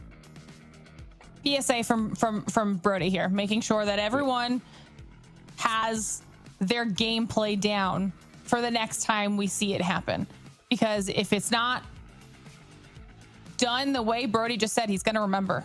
He's gonna remember he gave everybody the tidbit right Probably now. Won't remember. He's very stubborn, and he will let you know about it. To be fair, he is the kind of person he will let you know. But I agree. Look, I think Alex did really well. We've seen it so often on raid control over the years in any of the Call of Duty esports side of things. Bedroom control is absolutely paramount, and we got to see a good example of it there from Alex. Dominating window, Lauren. I mean, we kind of didn't expect it to go down that way. I thought we'd be there for a little bit longer at least, but hey, it felt like we sped ran through that one pretty much as quickly as we did the first one. I mean, like you said, there were a couple moments on the hard point, but like Alex came to play today. They were ready. They got the first step of their journey done. They've got that first win now under their belt alongside Undream, and like you were just saying, they've got a couple weeks time now to really nail down their strategy for that match up against Undream, because that's not going to be easy. That one's going to be really fun. So I hope everybody is ready to come back for that when we get to that matchup, because that'll be really cool to see. But Rebels and Nexus both are not out of it yet. They still have one more opportunity to stay alive. Now they both drop down into that lower bracket, and now this is the knockout time. One of them will go home today. Whoever loses this matchup will be out of the competition. Whoever wins will stay alive, waiting in the lower bracket for the loser of that Undream versus Alex matchup. So really strong performances from those teams that ended up or that stayed in the upper bracket, but still one more opportunity for our teams to continue their way through to the challenge season finals for match number 3. So it's always crazy to me when we're in the first week and we're already knocking people out. That always that's just like, you get no chance to sleep. But I think it's going to be fun here, Brody. Yeah, I think it's going to be crazy, actually, because obviously Nexus now playing in this lower round 1 matchup. We can go from an organizational perspective of Nexus winning the entire thing in Season 5 to Frame 1 of Season 6 being out, like double DFR'd, like done straight away. That is absolutely crazy. Yeah, it's always sad to lose a team, but we're about to lose one of Rebels and Nexus. I honestly do not know which one it's going to be. I feel like Rebels probably didn't have a fair shake in their first matchup of the day, considering how to play Undream. So I think we're going to get a surprise here in this one. Yeah, absolutely. Well, we're moments away from getting into that third and final matchup of the day, but we're going to send it to a short break. So Nexus have a couple minutes to get themselves reset and ready to go. When we return, the final match of the day coming at you. The Snapdragon Pro Series is brought to you by Snapdragon Elite Gaming, DHL, and the United States Air Force.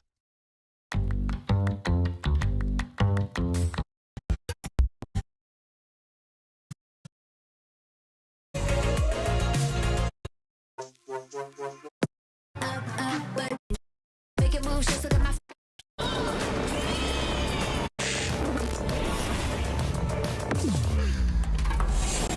Snapdragon Elite Gaming, DHL, and the United States Air Force.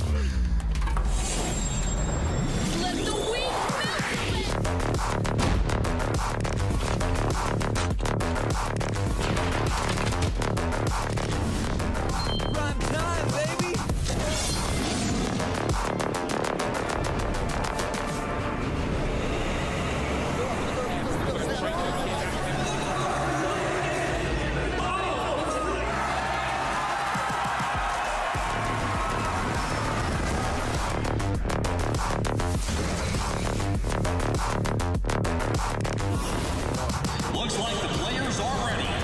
Here we go!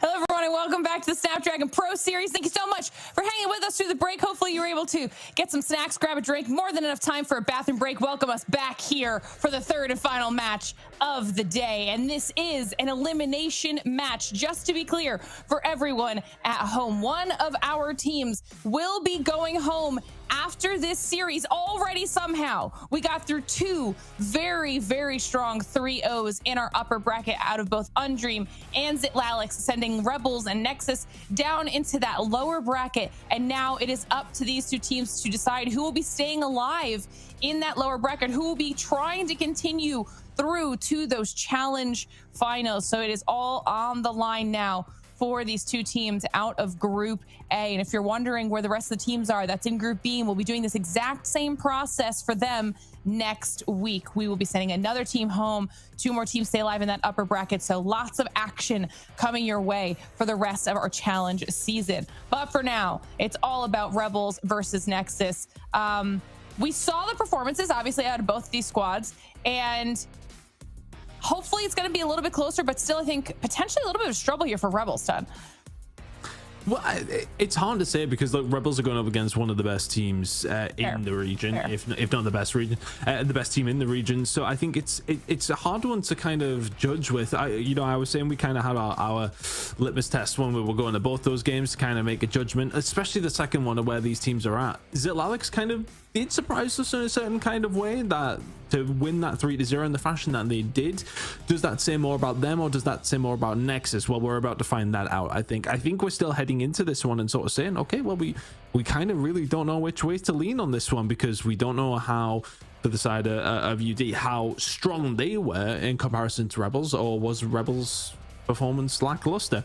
Well, I suppose we're going to find that all out. I think all signs for me, though, are pointing towards what should be a relatively close game. But I said that in the last series, and, well, Nexus got slammed 3-0, so here we are. Let's see. I mean, I'm always there for the surprises, Lauren, and maybe we'll get one here. And that's kind of the flip side of it too, Birdie, right? Both of these teams are coming off of a loss now, and it boils down to their ability to bounce back after something like that.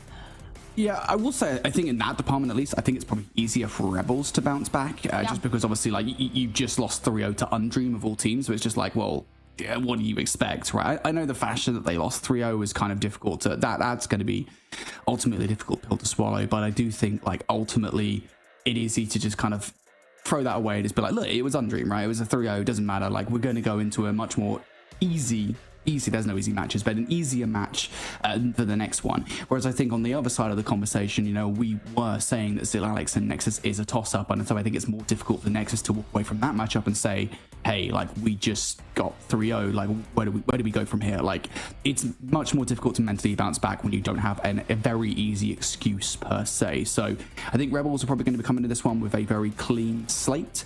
We'll see kind of what Nexus state of mind looks like. We'll also see you know, if they decide to go for some of their same picks or anything changes here when we get through that veto process. And just for everybody at home, that's what our teams were doing over the break and are still currently wrapping up now, is making sure they get those picks and bans coming through and have that all settled, as they have significantly less time now when we're doing it live here between these matches completing and rolling into the next one. So will we get another Crossfire? Maybe that was the first one of the entire season here so far. Could potentially see that popping up again. But at the end of the day, we saw dominating controls for both of the teams. So not really a lot for these squads to go off of. They could have watched each other's series here, Ton, in an effort to try and see if they could get some information on them, but because they were so similar and they were so quick, not a lot to garner. Well, I suppose if you're Nexus, what could you even possibly get from that first series? Yeah. I mean, you watch Rebels just kind of got again, not too similar to what happened to you, but relatively. Like, it was one of those where you sort of, okay, well, they got 30 or 40 points on the first hard point. They got a round, I think, in the search and destroy. They didn't win a round of control. So what can you really read into that? What can you say? Like, maybe you can look at some of the tactics, break-offs or something like that if you play a similar, which I'm sure we'll find out very, very quickly. But for the side of Nexus, you know, you watch their game, maybe if you're Rebels, you got to see a little bit more, right? So you got to see some of their hard point. You got to see that they are wanting to maybe wait for those perfect moments on the operators. I feel as if Zil Alex did well on that hard point because they were proactive with theirs, so that's maybe something they can take away from that. Search and destroy wise, well, they kind of got ran through, so maybe we won't see that map in particular that we've seen. Is it a map firing range that you maybe then want to visit potentially? Control, I think they were probably a little unfortunate to get 3-0. I think they at least nearly had something in round number 1 going. So, okay, you can maybe say that opening breaks look pretty decent. They may well use snipers if we go over towards raid. So there you go. There's all the information you need. If you are Rebels, there you go. I've laid it all out on the line for you. But at the same time, I think it's hard to, when you're coming up against such different opponents, read too much into it as well. I think for both these two teams, you're heading in this veto process. You pick your stronger maps, you ban your weak ones. It's as simple as that. You go from there. Yeah, and if I could here, I think at this point in the season, like, there's no point trying to veto against your opposition. Like, unless you are going up against a roster like NA Full Arts, right, where it's just like, you know what the good maps are because you will have like VOD. Like, they are probably the only team in the entire competition where at this stage of the competition you could actually like realistically veto against them. Like, this is the one time, guys, the one time that us here on the casting desk will not be saying veto against your opposition, because at this stage it does not matter. Like, just veto for yourselves, veto for what you're comfortable on, because that is the best way to go about this. I will say, I think coming into this best of 5, like, I think the one thing these guys will have taken away from each other in their last series will probably just solely be the composition of the roster. Like, who's running the sniper in the search and destroy? Who do we kind of need to take out off the rip here? Because that is, I think, the fundamentals of how these modes work in Call of Duty Mobile, right? It's just taking out your key players, taking out your key operators. So yeah, that's really gonna be it. There's not a lot of information. And that's the tough part about the beginning of the challenge season as well, is that, I mean, we say it in open finals, but it always carries over into weeks 1 and 2 when everyone's still trying to figure each other out and they don't have a lot of time to do it. So it also boils down to, you know, your ability to go back to the basics, to also be adapting in the moment to what you're facing off against and who's just the better of the two. So we'll have to see if our teams are almost ready here with those picks and bans. But before we get into match number 3 as well, while we're waiting on that, chat, let us know your thoughts. I mean, we're sitting here talking about it, kind of hypothesizing who could potentially do what, but when it comes down to it, who do you think is going to win, or are specific teams that you're pulling for? Do you think it'll be Rebels who'll be able to bounce back here and stay alive in that lower bracket, or will Nexus have, be coming in a little bit warmer, not having to have rested for an entire series? And do you think Nexus will be able to bring this one home and not drop out? Because there's so many factors when it comes to this type of a competition that anything can really happen. It's still anyone's game, and we're never counting any of these squads out. Like you've said a couple times, Brody, obviously we went from top 16 now to top 8, best 8 in the region of how we're here. That's going to be slashed in half again.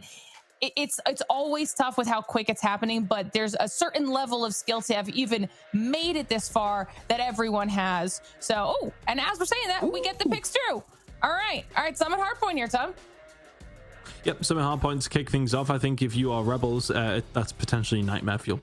At the same time, though, if your Nexus is, well, it's a Rebels pick, so obviously they're going into that one sort of saying, right, okay, well, we have our positives on that map. We're not playing against UD. Okay, let's go with it. Nexus going with the Tunisia. We kind of haven't seen that yet, but from what we've seen in the Search and Destroy, well, in particular on that map, firing range very, very different to how Tunisia plays, so nothing to really read in there.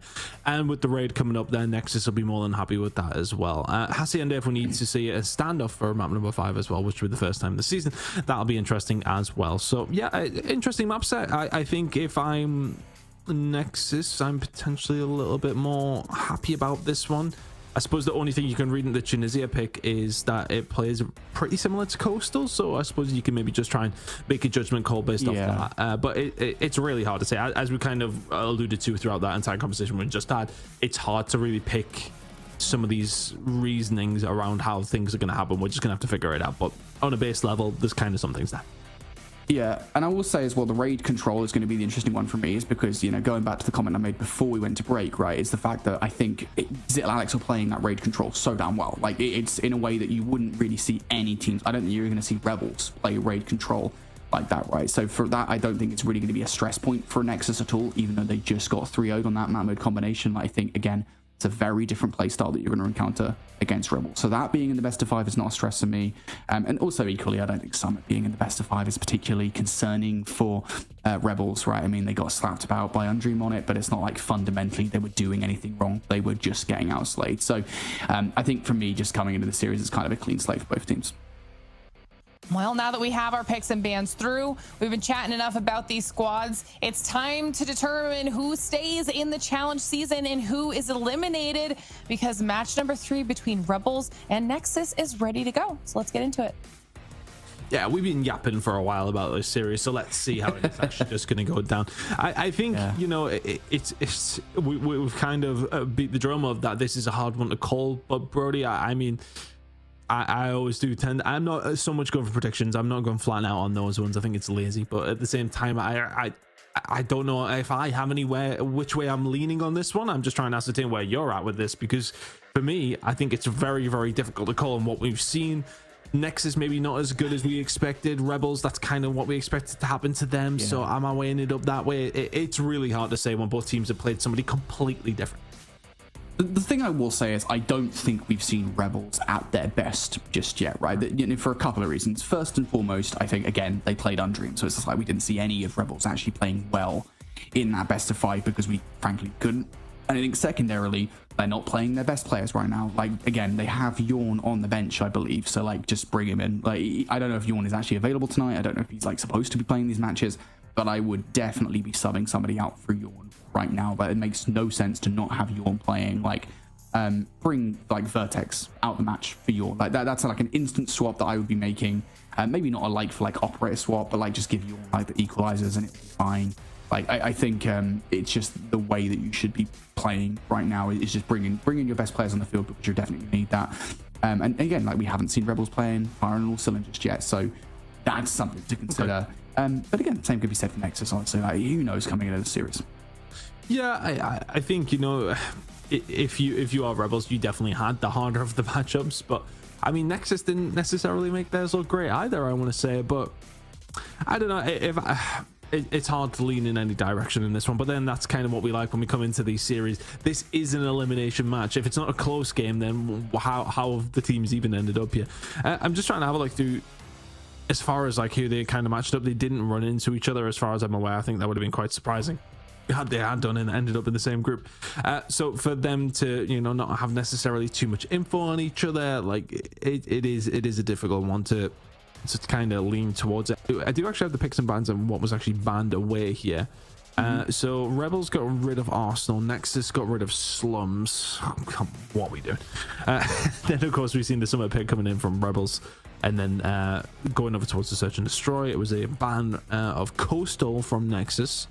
So that was based on actually what we've seen from Rebels in their first match of the day up against UD was a Coastal. So choosing to get rid of that. So for Nexus, again, that's kind of pointing towards what we kind of thought, that just ban for yourselves, not necessarily feed into for your opponent. Rebels got rid of Kurahana. Nexus then picking Tunisia. It's surprising to me that we see a Coastal ban, not Tunisia, and then a Tunisia pick. As mentioned, they do play fairly similar, but maybe that's just in terms of pure play time. Preference. Yeah, the pick of Standoff coming through from Rebels, the ban of Crossfire from Rebels after what happened to them in map number 3 up against UD, of course, is probably not 100% surprising. But then Nexus going into go for the ban, meaning we're playing raid, so they kind of effectively get to pick the map that they just lost on themselves. So, I mean, some of it makes sense, some of it doesn't, but hopefully we'll find out how it's going to play out very shortly. Yeah, we are just waiting for the game to get underway right now. Listen, do you guys think casters have access to start the game? Like, do you think we have like a mystical button that starts the game? Like, yeah, sorry, no, actually, my bad. I did have a button, and when I moved house, I left it behind. I sold it for like £4, which isn't even that a lot. You can't even buy Greg's for £4 nowadays. Like, what do you want me to do? You probably, I mean, right? Okay, like, can't. What you Boris Johnson ruined the economy, mate. I don't know, like Chafford today, but at the same time, like, what are you buying? What are you buying from Greg's? It's costing you £4. I normally go, to be fair, I think the thing I normally go for is a steak bake, which I found out costs like £2.35 now or something. It's like ridiculous. Maybe it's the sudden prices. I don't know. I don't know, mate. It's crazy. Have we discussed like the discrepancy of prices before? And this is not a conversation to be having on like a pro COD mobile broadcast, but like discrepancy of prices. If you guys aren't aware, like obviously Americans right now in chat, you guys might experience this across the country, but like in the UK, right? The price of food changes the further up north you go. It gets cheaper. I can't believe it. You buy 20 chicken nuggets in McDonald's and it costs like £8 here in the south now. In the north, it's like £5. It's ridiculous, absolutely ridiculous. Anyway, that is a total conversation that is not to be had at 3 a.m. here and yet on a COD mobile broadcast. Yeah. That being said, the point being, we don't have access to a magic button that starts the game, guys. So stop thinking we do, please, for the love of my life. Anyway, back to it. We got a great match coming up here. I can't wait. One of these teams is about to be done so, mate. One of these teams is about to lose the game. You've just went on that full tangent yourself. That wasn't even my fault. It wasn't, though, but I'm gonna act like it is. You just, yeah, okay. Usually it's me that takes us down that route, but you did that all by yourself, and I was just happy to sit there, listen, you dig the hole and try and dig yourself out of it. That was funny. But here we are. Well, hopefully we're going to be loading in very, very shortly. We'll blame the game not starting up on, well, your button not being there. You sold it for £4. Yeah, sorry, mate. I sold it. Apparently by Greg's. But irrelevant of that, here we are. We're still waiting for this one to get going, and we will be jumping into it very, very shortly. But yeah, for all the Americans who are sat there and watch it, I can't even go into the conversation anymore, as I'll lose my mind. But hopefully we're going to be jumping in a second. But I think, you know, this is kind of why the challenge season exists, why this JSL format exists. You know, we go into these knockout matches where we don't have an expectation of which way it's going to go. You know, that's always the nice thing to have. You get to these kind of game states, you get to this stage in the tournament, you don't know which way this game's going to go. That's the nice place to be in, and so this should be the case. Look, it's an elimination match. You want the teams to really have to fight to stay in the tournament, but I think for both these two teams as well, irrelevant of what happens in this game, the next game is going to be difficult. Yeah, like, and that is the interesting thing about this like stage of the competition, right, is that we do just come into these matches and we don't know what to expect, because, you know, for a couple of reasons. First of all, you kind of come down to lower round one here, you expect these teams to be relatively closely matched, and for two, you have a lot of new players on these teams, or at least returning players that haven't played in a while, that are not kind of the regular mix of players. I mean, for a good example, we just got a really good match in Zip Alex and Nexus. It might not have seemed it because it was a 3-0, but the maps themselves were like fundamentally enjoyable matches to watch, right? So, you know, it's just like, these matches are really awesome to watch. Like, they're really close. This is just an incredible series, incredible matches. I can't wait to get into it. Honestly, I just want to go. I just want to get into the game. I promise I want the match to start. Well, hopefully we are jumping in. Are YouTube chat complaining towards you? Are they making sure? Because I just want to make everybody aware that it is Brody who starts the game. This has nothing to do with me. Yeah, what do you want me to do here? Okay, like I don't have any powers. Okay, I barely have power in myself. Okay, I don't know what I did today. What did I do when I woke up? What did you do? I think I had like a bowl of cereal. All right, nice. Sure. Is that? Oh well, I mean, I was about to just go on a full other tangent there. What time did you have cereal, etc., etc.? You know, because it is. Is it? That sounds like the game starting. Is it, etc., etc.? But you know, we are actually having the game start here. So unfortunately, I can't torture you in the way I wanted to. But Rebels against Nexus are now coming up, and this is very much an elimination game. Here we go into Summit. Rebels will, of course, be having minor flashbacks, ones that will not be kind to the brain, but relevant of that, they're going up against a very different opposition in Nexus. What promises to be a good game, so let's see if we can get something that's not a 3-0 stomping. Doing great for the schedule and not so much for the entertainment, but let's see if we can get into it and see if we can have a banger. It should be both these two teams fighting for their survival in the SPS, and it is about time to do or die for both these two squads. Yep, it is time to turn up or shut up, because you are going to be done if you do not win this series, and getting DFR'd is frankly quite embarrassing, so you definitely don't want that. With that said though, one more chance for both of these teams. We're going to go to a Summit Hardpoint to start this best of 5. Like I said, I mean, Summit Hardpoints are always really fun. Again, like for those of you guys who aren't familiar with the way this map works, effectively, yeah, there's 5 hardpoints on this map. 5 hardpoints? 4 hardpoints on this map. God, I can't believe I got that wrong. There's 4 hardpoints in this map, but the most crucial of all of them is going to be that rotation from P2 to P3. You can effectively change those hills back to back if you spawn on the blue side of the map. So keep an eye out for that for Nexus, because they're going to want to start very strong with those side of the map spots. It is going to be interesting, right? Because I mean, you know, for all intents and purposes, we did see Nexus, you know, at least put up a decent fight in the hard point. But you know, we were having the conversation in the break, but we'll be candid. You were saying I expect Rebels to actually come out and win that, and that was hard for me to kind of understand based on what we've seen. But I think that's maybe just credit to how good Undream are. We're seeing Rebels with a, well, significantly better start than they had in their previous series. 17 points on the board already. Let's see how things are going to go. Nexus trying to get themselves back into this point, but Rebels, good amount of time over towards P1. This final 20 seconds will still be heavily fought over. Was that a maybe change up from the NX side of things? Excellence in there? I don't believe I've seen him in the previous series. Yep, that is a change up. That is a change up. Was Dicey in the last series as well? Dicey was, yeah. Yeah, okay, just making sure. Yeah, no, Excellence is a good pickup here. You know, again, he was a player that played back in Season 4, and this is going to be a throwback for you, mate. The Goofy Goobers roster. Do you remember that? The roster that placed 5th back in Season 4? Season 4, I didn't cast over NA, so I wouldn't remember it anyway. Oh, well, yeah, okay. Finals, didn't I? Remember when we were in Poland, I was in bed, you were casting NA? Yeah, that's fine. Yeah, don't remind me. It was a good time. I enjoyed it a lot. Excellence was one of those players that actually was pretty good on Goofy Goobers, so I think, you know, for him to join the roster, I think it's going to be an immediate kind of pack-a-punch for Nexus. Most certainly one that they will need. On the Rebel side, I think crucially though, they have not made any changes. So the same roster of players that competed in their last matchup is competing in this one. So far, for the most part, so good. They hold a relatively small lead over Nexus at this point in time. But again, with 25 seconds left to go on the hill, keep an eye on that rotation towards P3. It is that hard point that provides serves as the money kill in this map. That's when you're going to get all the time. I mean, based on what we've seen over the first 2 hills, we're definitely going to see a closer matchup than we have done over those previous 2 series. Legacy find a couple of exit kills here though, and Rebels will manage to pick up that scrap time. Heading over now towards P3 though, and Nexus have had time to dig the trenches. The gunnies are up, and what can they find from it? Vortex with a kill through the middle of the map though might just cause a little bit of concern. He's got very aggressive with the claw in hand. Maybe expecting that flank to come on through. This is something that could be being utilized inside the site. Mountain though, utilizing everything he potentially can very, very well, and that for Vortex is just a terrible call usage in the end. Excellence will find it. Nexus now with the potential to pick up some big time P3. Yep. Good opportunity here for Nexus to hold this time. They are letting a couple of players through Snowside, though. Immediately going to be bounced out here by players through the front of the hardpoint. Magnus crucially managed to get a couple of kills with the war machines. This is a lot of value actually being found here by Rebels, but ultimately it is going to be Nexus winning the vast majority of these gunfights. Still, Rebels are doing a good job at the moment, kind of puncturing the front of this hill. This is time that you're taking away from Nexus, so despite these backspawns coming through here, Rebels are ultimately taking this time away here, Ton. Doing a good job considering how it started. Not too bad of an effort, but the problem for Rebels is that they are spawning towards that P3 spawn, which is kind of not where you want to be now, 5 seconds before P4 is dropping down. But they're doing a good job on the transition side of things. We can already see that Naz is all the way towards the back side. Really does need some help from his teammates, but he's doing a phenomenal job. He's found another kill on the 8th, and could he find another? That would have been brilliant.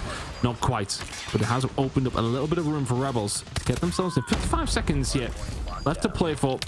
Over towards P4, and it's very much 50-50. There was actually from Atham equalizers brought in for absolutely nothing, and that's just not the kind of thing you can let happen. Nexus, we've seen that maybe operators were quite useful for them in the previous map and need to be better here.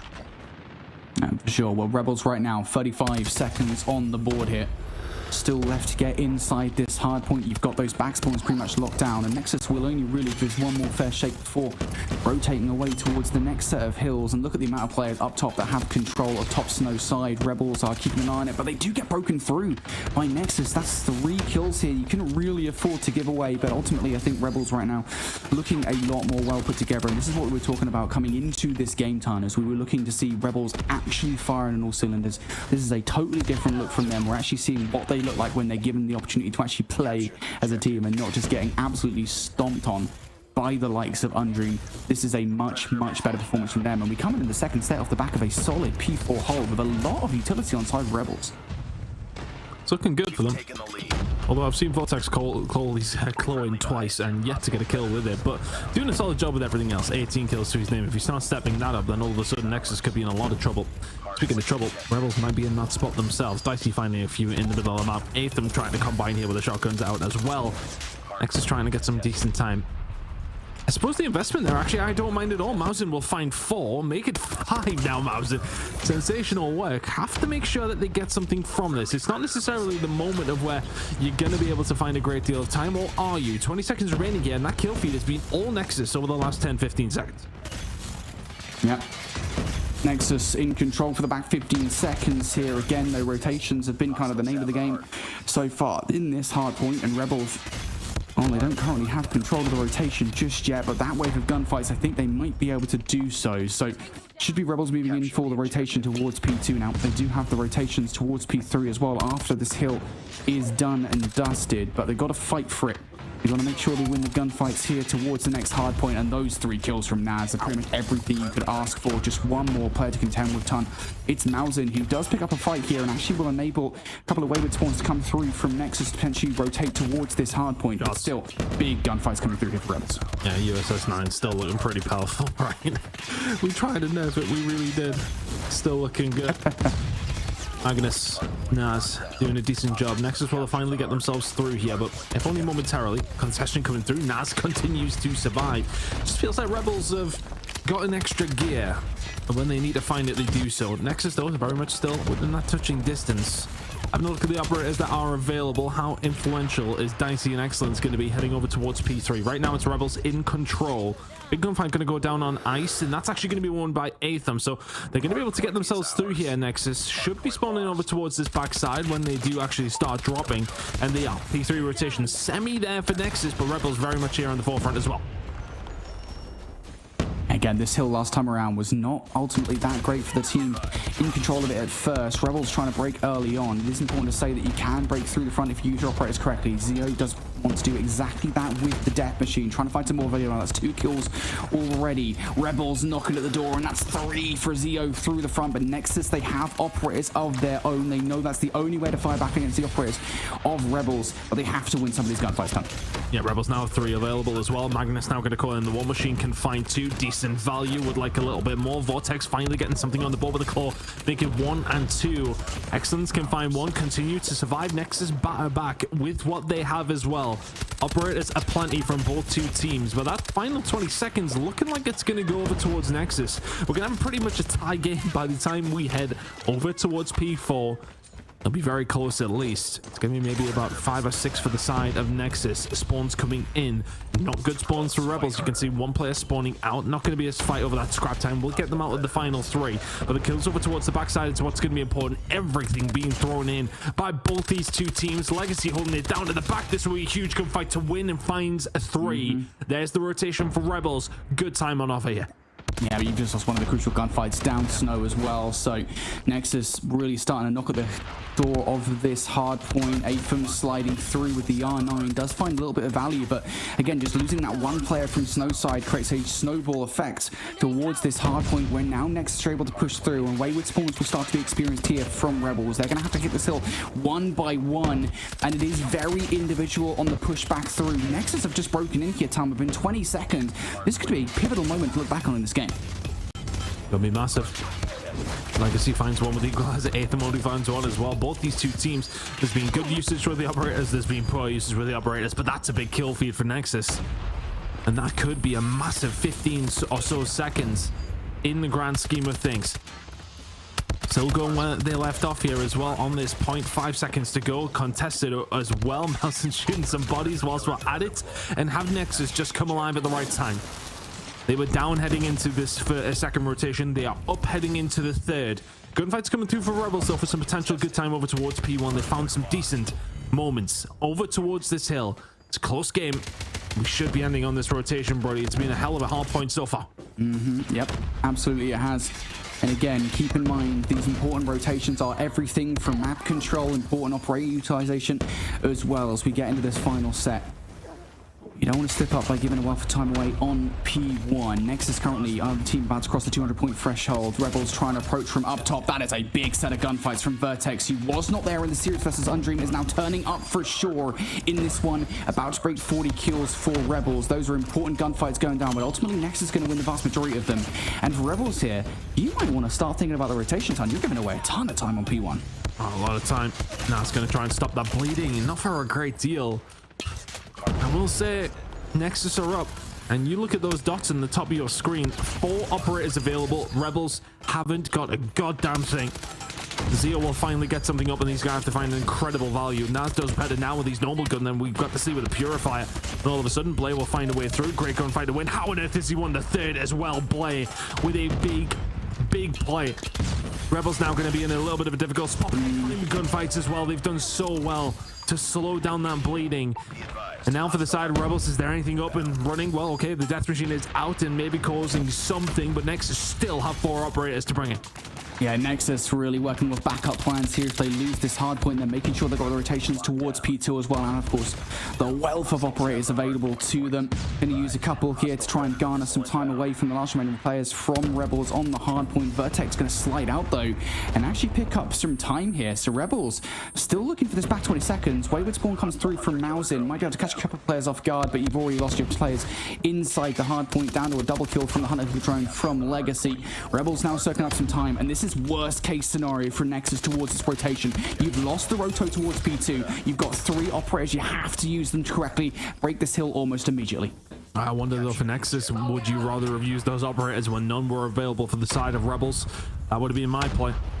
You could have brought it in over towards P2 to try to solidify it. You could have won it there. You can still win it over towards P3 though, and that's where we're heading. Rebels also can win it over here, and Rebels are also starting to gain their operators. Who's going to use them better? That's what it's going to come down to.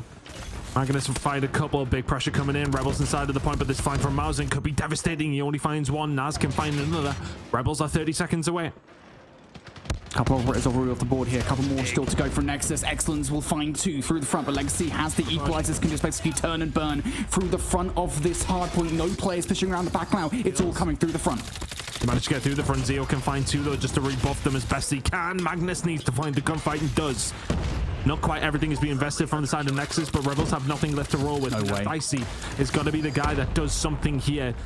They've got to find a way through. They're not managing to get at that moment in time anything on the board. Legacy can find that gunfight on Excellence. Rebels hold it down. Is it going to be the game? Yes, it is. It's a big comeback from Rebels over towards P3. But it has to be said, it feels like a bit of a fumble from Nexus there. It is. Put themselves in a position to win that game. They had 4 operators the entirety of P2. They had that advantage, did not use it, and they get punished for it when the other side bring in theirs, which they were allowed to then build up because you didn't bring yours in and finish the game at P2. Yeah, I mean, I'd like to see the end of that game again. Those last, like, what, 90 seconds or so with that rotation, basically, from P2 to P3. I talk about it so often on Summit Hardpoint. It is the single most important rotation on this map to get right. And you think about it from Nexus' perspective, right? Going into that penultimate hardpoint where you are up by, I want to say you're up by 30 points or so, right? You have a couple of ways to play that. You have 3 operators in the bank. You could basically full send it on that hardpoint if you really wanted to close things out there. Or alternatively, you can ensure you have the rotation towards P2, and the latter of those two things is definitely the easier of the two to pull off. The fact that they kind of don't even full send either of them, right? They kind of half-heartedly attempt both of those two things is what ultimately I think loses them the rotation. You just can't afford to lose roto like that, especially when you have the spawns at the beginning of P2. You have a massive elite disadvantage going into that final hardpoint. Losing roto like that is not good enough. So Nexus will be definitely kicking themselves at the end of that game, especially as they have 4 players finishing with over 40 kills. But on the other side of the conversation, talk about performances from players that didn't really have a good first series of the day. Rebels were kind of pooping the bed, right? Against Undream, nobody was really doing that way. And now the likes of players like Magnus and Vertex, who maybe didn't have a good series versus Undream, actually coming out to play. Yeah, I mean, definitely coming out to play, but I think, honestly, I want to give Rebels their credit for that one, especially the first rotation. They had like the strongest squad. Nexus headed into the third in the lead. When I think sometimes it is easy for me to say because I know exactly who has their operators. But if you have 4, you can close it out at 2. You run the risk of a 1 or 2 gunfights losing you the spawns at 3. You had 4 operators available. Yeah. That's one of those moments where they'll look back on and go, oh, we had 4 and they had none. That's again, the teams don't necessarily know that in that given moment, but it will feel a little bit like a dagger when they do go back and watch that one and see how it did go down. But we're heading over towards Tunisia now. Hold the search and destroy. Might be my favorite mode and map combo, to be honest with you, at this moment in time in mobile. I absolutely love it. Every single time we come over towards this map, you always get something a little bit different. Let's see how things are going to go down between these 2 squads here in the search and destroy. If you're Nexus, hardpoints want to forget. Can you turn it around here on map number 2? Yeah, Tunisia is always a fun one, and again, I think because it's so solidified in the map pool at the moment, you kind of know what to expect coming into it, right? I mean, the way that teams play things on the defense and even on the offense are pretty much set in stone, and really it comes down to the execution of solidified game plans off the start of this one. Here's one for you guys. Again, you've got player towards the back of the site. It's going to be excellence this time around. Utility will basically overwhelm. Trophy system doesn't stop enough of that going over the top. So almost immediately here, Rebels bully their way into the site. That rock is going down. So now here comes the retake from Nexus. I think for Nexus giving up that back site, there's a lot of utility came over, so you may have lost somebody. Had someone been there, you lost a couple already though. Legacy, yeah, he's found his second. That should be the round there now in a 4 versus 2. Playing Atham, bit wide, one-dimensional level of pushing. It's going to work out to find a kill into Zeo. Atham now in a decent position. Shotgun shots are solid. 2 versus 2, but Magnus is there to pick up the pieces. Play now. We'll find Magnus now in a 1 versus 1. Legacy. We'll find another with a big flank. That's 3 kills for Legacy. And a round for Rebels. But nearly a 2 versus 4 from Nexus.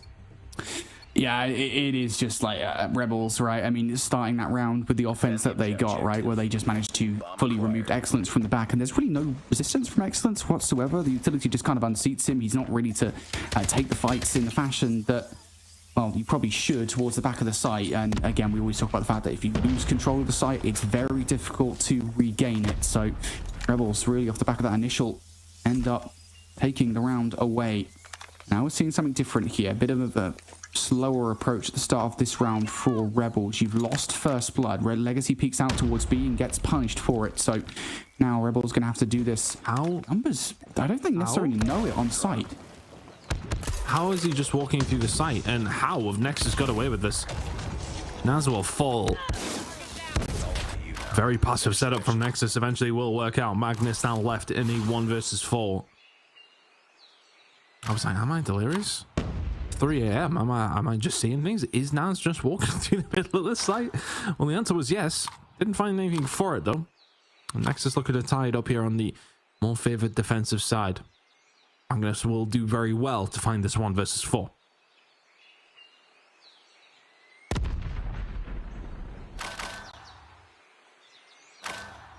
Well, Magnus not really in that desirable position here. And he's just been able to walk into the side again. How does this keep on happening? How does this keep on happening? Surely a trade. Immediate trade? No, we're not going to do that? All right, I guess it's a delayed one, but it does come through. How on earth is Magnus allowed that much room to breathe?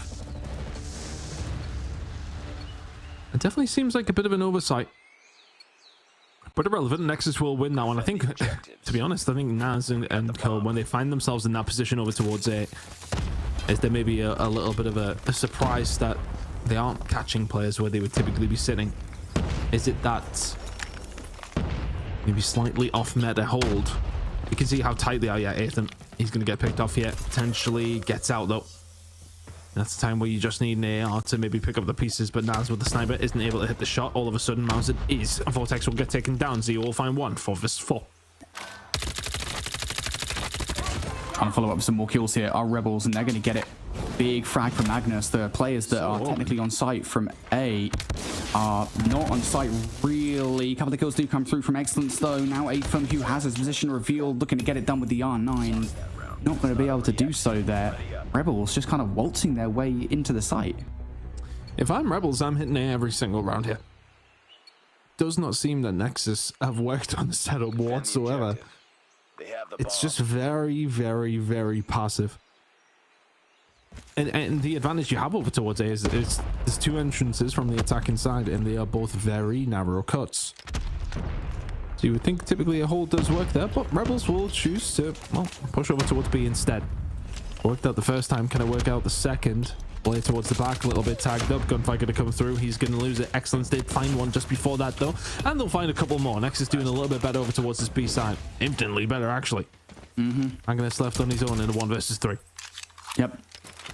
The first time able to actually defend the site here. Magnus is in a lot of danger. 50% HP. There's absolutely no chance of you actually walking away. And yeah, I mean, just a really well played offense there, or defense, excuse me, from Nexus, right? You kind of deal with the threat almost immediately from Rebels. They invested so much into that B here that as soon as they lose the couple of opening gunfights, well, it all falls apart there for Nexus, or for Rebels, excuse me, on the offense. So a couple of defensive round wins here for Nexus. Rebels figure, yeah, all right, we've had a lot more success over by A, so we're going to go back in that direction. And I just need to see Nexus lock things up a little bit safer here on the defense, right? You know what angles to watch. Just keep an eye on them so Rebels don't even really get a look at the site. I was looking to try and find a pick, but again, with Nexus playing it this way, it's quite difficult to do so. That nade did hit Atham, and it did cause some damage, but not enough to seal the deal. Information gained, though, from both 2 teams. And you can already see that Nexus now setting up over towards A again. But once more, it's a free waltz onto the site. One player pushing up through the middle of the map. Vortex, if he can find this kill, will be huge. Mousing can hold it down, though. 4 versus 4. Yep, trades. Mousing finds a second. That's absolutely huge. Yeah, Magnus will trade things out, and this is okay. This is kind of stable somewhat. You haven't dealt with Atham, who sat in the corner. Doesn't exactly expect him to be on the right side, and that's unfortunate. Not quite expecting Atham to be sat right deep into the alcove there is the thing that befalls them in the end. And again, things just... It's so weird to see both of these teams kind of trading mistakes, right? I mean, Rebels in that round just don't look that well put together on the offense. They're not hitting things at the same time. Just constantly trading between these 2 teams. It's Nexus who come out on top in that round. Now, one more defensive round out from Nexus. This is very aggressive from Rebels. Question over towards A, working out this time. Gunfight should be traded. Is Atham will find one. That's a nice slide through from Blay, and he is going to be able to find that kill now. 3 versus 3. Rebels do get the bomb down. Can they hold it though? They've got information on one player. That's a nice nade towards the back from Zio. Lands right at the feet of presumably weak Blay. And now Mousley looking for the pick. Legacy, you don't want to offer him this opportunity. Naz will get dealt with. Now a 2 versus 2.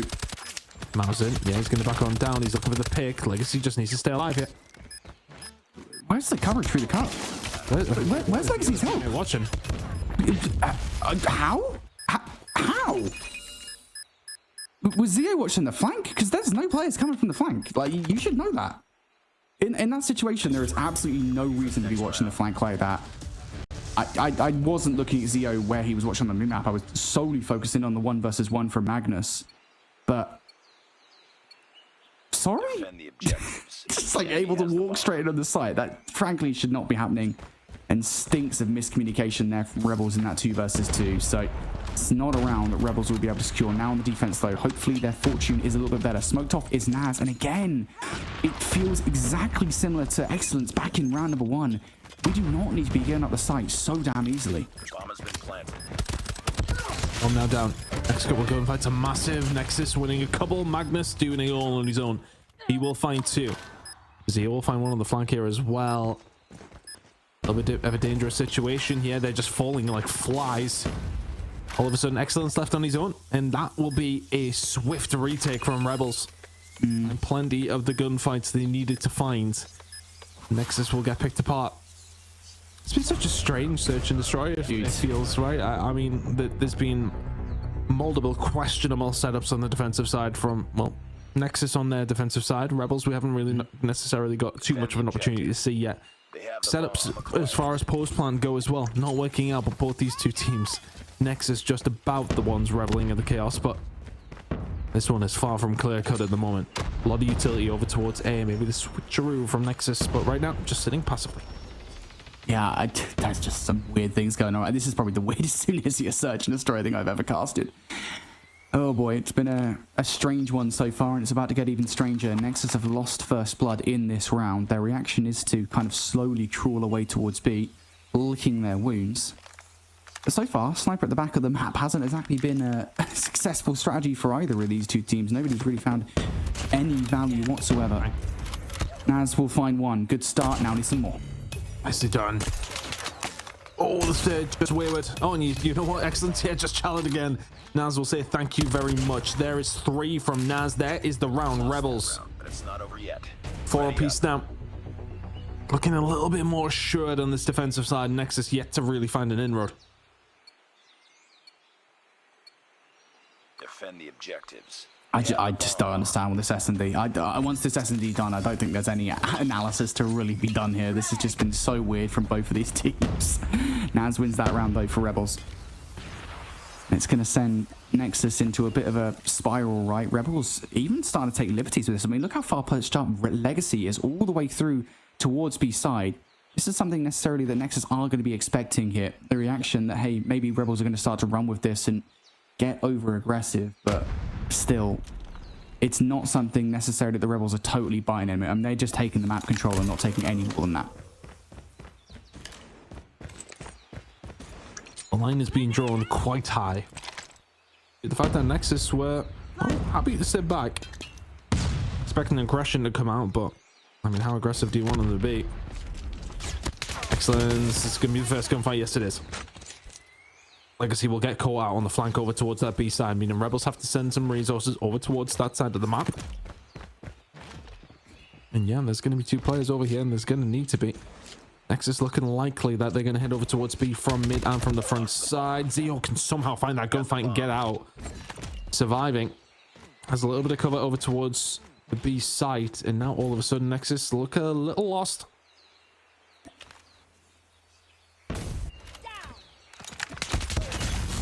As we'll find another. Nathan is there to answer back. 3 versus 3 now. Defensive side of Rebels. Holding tight. 25 seconds to go. Vortex will get taken down though. This should be B site under lock and key. You do have 1 player, and Naz back there though. He will back on down. They can get this bomb down now themselves. Magnus now over to help. It's 2 versus 3 in favor of Nexus. Yep. Naz is still alive though, and he has actually found some value towards his backside. That is a huge snipe from Naz. It gives Rebels a couple of opportunities here. Nexus now going to have to think about a lot of different entry points. Magnus has a Type 19 ready to go. Has to hit this at the same time as Naz though. That's a big gunfight win for Magnus. Nathan will fall. Now Naz can push forward. He can find the gunfight against Dicey. It's a lovely retake from Rebels. It's a crumble from Nexus. And that's 3 rounds in a row on defensive side for the side of Rebels. Lost that round, but it's not over yet. Ready up. Just brilliantly played from Rebels there in that defensively retake, right? I mean, again, the fact that Naz manages to open things going with the opening snipe. Defend the objective. Bomb acquired. And then just get the kills to follow up as well on the 2 versus 2. Really well played there from Rebels. It feels like we're starting to see a little bit more competent Call of Duty from these teams now. Now Rebels here on the defense once again have to deal with smokes, trades galore off the start here. Magnus comes out on top though. Magnus definitely comes out on top now. And Magnus, oh my goodness me, 4 for Magnus, 5 for Magnus. That is an ace in the round. Rebels take the round off the back of Magnus. What is that? Magnus, utter domination over towards A. Rebels will find the round and find themselves now on that point, and this is to go 2-0. Bearing in mind they were 4-2 down heading towards the defensive side, and they have been flawless so far. It's a Hail Mary from the side of Nexus. Legacy can find one if he finds anything else here, even getting out as a bonus. They do lose one gunfight. I think that's a sniper shot that comes through. Vortex on his way over just to try and slow them down, waiting on Magnus and Co getting themselves over. Magnus has been dealt with though. Vortex though also dealt with, and now it's Legacy left in a 1 versus 3. Tough situation to be in. Needs to find a pick quickly. He ain't gonna find it. 6-5. Nexus somehow hold on. It's a big hit over towards B, and maybe when they just have a bit of conviction about themselves, Brody, they can get something done. But Rebels still only a round away from closing this map out. Defend the objective. It just feels like things need to be tightened up just ever so slightly for Nexus to force the overtime. Just a couple of changes and things would be totally different here for Nexus. Utility over the top is doing absolutely nothing to unsettle Naz though. He is standing resolute, waiting for the push from Nexus. Instead, they're going to change tact ever so slightly, but look at this whole defensive setup from Rebels. They have fully committed to a B hold here. The problem is, for me on Nexus on the offense, are they actually going to realize this in any meaningful amount of time? Because it's going to take a long time to check every single corner on A. Rebels can get over here pretty quickly. I mean, just look, it's the positioning of Legacy that's allowing them to super commit back over towards A. He's pushed so far up and he finds excellence with the bomb. Naz will find another underplay. The gunfight's there for Zio, well, not necessarily one he had to take, but Magnus is there to pick up the pieces. Now it's a 4 versus 2. The bomb way back in the spawn. Time. Okay, well, there's enough of it. But Rebels, this is a situation you just surely cannot fumble. As Mausen will find Magnus lacking. Legacy getting aggressive, and the timing may not be on his side here as the shot's going to be there. No, they are not. And all of a sudden, that unwinnable situation for Nexus has become doable. 2 versus 2. Got the bomb. This round in on itself is a movie, mate. Just, what is going on? Rebels allowed to adapt to a free A site when they really shouldn't have been. What, 4 versus 2 brought down to a 2 versus 2? I have no idea what's going on in Milk. Nexus now translating themselves over by B. Naz is just spotting him out. Call has been made to Vertex now, ready to push. Oh, Vertex can find only his 2nd kill, the search and destroy. Naz now going to be there towards the backside, and Vortex is there to clean up the round. Rebels will find it, and they will find themselves up 2-0 now in this series. Sensational work from Vertex to finally get himself on the board there, Brody. I mean, he had 1 kill heading into the final round, finds 2 to solidify it. I want to say a strange search and destroy, to say the least. Both these two teams not quite got the setup under lock and key just yet, but the difference maker this time around was Magnus. And he was up plenty of kills, but I think for Vortex though, towards the back end, you know, you find those 2 kills to solidify it, and that's all you needed to do to make sure your team get it over the line. Just a really weird search and destroy. Again, like we've said it multiple times throughout the S&D, but I don't think we've seen a weird search and destroy like that, where every single round had something either peculiar or just insane to offer. If it wasn't a 5k from Magnus, an ace in 1 round, it was players just kind of being able to waltz into the site like Daredevil walking down the street. It was really weird from both teams there, a multitude of different directions. And ultimately, the Rebels come out on top, and you said it. I mean, Magnus finishes that search and destroy with a colossal 16 frags to his name. And I think another thing that kind of made the difference there was that, you know, ultimately Naz did hold the B site a damn sight better than Nexus were doing on the defense, right? I mean, he actually found some value after the first round. The first round, I was just like, oh boy, this is going to be the same thing now for Rebels as it was for Nexus on their defense. But yeah, I think Naz just started to figure things out and, you know, managed to get control of the B site time and time again. So Rebels ever so slightly better. Not much in it, but ever so slightly better. It's going to give them 2-0. Big comeback map number 1, and then all of a sudden you have found yourself, well, with a bit of a comeback in map number 2 as well. Look, they were 4-2 down, heading into their own defensive side, end up winning it 7-5. So a really, really good defensive hold. And what's the defense going to be like here when we go over to control? We're going back over towards raid, which I think for Nexus, you just got 3-0'd on, and now you're 2-0 down on. You're going up against Rebels who seem to be doing something. You're in a really, really difficult position if you're Nexus here. Yeah, look, here's what I'll say about this, right? Coming into this is that, again, you know, I mentioned it at the top of the series, right? Is that ultimately, I don't expect the same kind of competence that we saw from Zitlalix out of Rebels in this. And that's, you know, not me knocking Rebels, right? Like, Rebels are still a pretty good team. They've shown that, not just in the series, but even, you know, in a couple of moments in the series versus Undream, even though it was a total whopping. I think it is just so difficult to pull off a perfect raid control for whatever reason. Like, we just don't see it out of teams that I don't necessarily expect it out of Rebels in this game. And so therefore I think things do look kind of different for Nexus from that perspective, at least, right? Where it's just like, hey, you know, you're not going to have to deal with the same kind of map control from Rebels, or at least you don't expect that you have to do it. For me, like, the question is whether Nexus are going to take any lessons away from that raid control, right? I mean, are they going to actually adapt by putting players in those same kind of positions? Because they didn't on their defense, right? That they weren't adapting in that same way. So we'll see. But ultimately, it is going to be a raid control here to potentially close out the series. If Nexus don't win this map ton, they'll not just be DFR'd, they won't win a single map in this Snapdragon Pro Series challenge season, which would be disappointing. We'll be trying to make sure that does not happen. Nexus into this one now. Rebels, the ones firmly in the driving seat, and it's a big hit over towards there to kick things off here. The benefit though for, I mean, I suppose the side of Nexus, you have had some experience on this map today, and this kind of pick did work out for you. Nexus can find a few moments through the middle of the map with the snipers.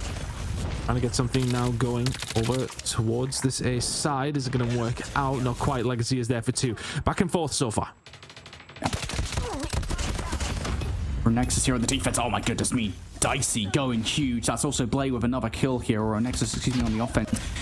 That's going to buy a lot of time and space for Nexus now off the respawn to hit over towards A. You've got a sniper in play on respawn. Hello, Mausen with the Tundra. Hello, Mausen with the Tundra. Goodness gracious. Tracking a player through the smoke as well. Zio is probably not alone for this world. He'll actually find a bit of value in the backline here and somehow still hasn't been dealt with. Finally will be, but that is a lot of progress on B here.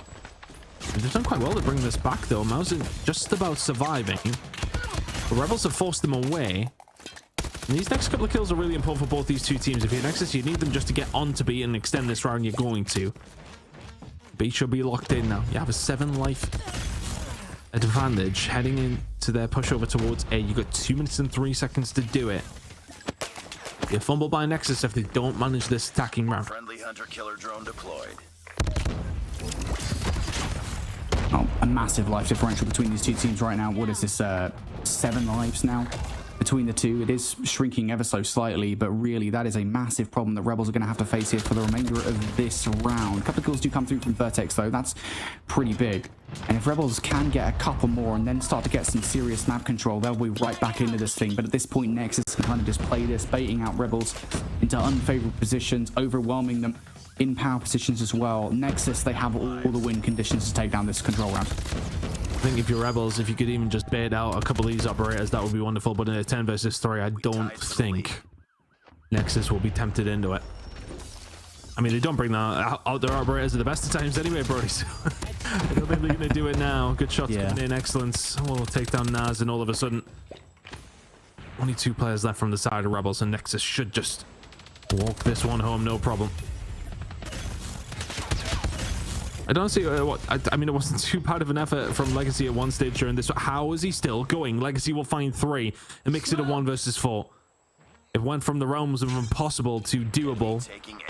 Now, if you're Nexus, do you do anything about this? No, you do not. Mausen will make sure to solidify the round. The Legacy got very close to something quite generational there. Yeah, that would have been phenomenal, but ultimately I think Nexus just built up such a massive life advantage there that it was kind of difficult to fumble, and now you've kind of done something right that's very difficult, generally speaking, to pull off, right? You've won an offense in control, so that kind of bodes well for Nexus in this one. Of course, now you've got more operators to talk off going into the start of this round as well. This is an early investment coming out from Excellence. They want to kind of put their foot down at the start of this round, but the Sparrow doesn't really do anything. Now on the other side, Rebels exploding at the start of this round as well. Magnus really want to put his best foot forward here, and if I'm Nexus, I just give up B. I'm done here. Yeah, you give it. You got to give that. Although they don't, and they find the kills. So who are we to judge? Dicey will find one through the middle of the map as well after finding something over towards the kitchen side. And if you are Rebels, you've had to slow down ever so slightly over towards B. You can see Nexus are happy to give this one up, but it's allowed them some time to set themselves up in the middle of the map, and well, get gunned if you're Dicey. I think I'm going to try and hold this down. But I will say, look, as far as control maps go, it's one of the easier to attack on is Raid. As well, find a gunfight through the middle of the map as well, just slowly trying to get a bit of kitchen control. A lot of weak members of Nexus, and right now they're 5 lives, make it 6, 7 lives down. There's plenty of operators to play with on both sides of things. But it's kind of one of those moments now. If you are Nexus, do you twist? Do you go for it just to see if you can actually defend this, or do you give it up? If you're Nexus, do you use yours to solidify? A couple of different options for these teams.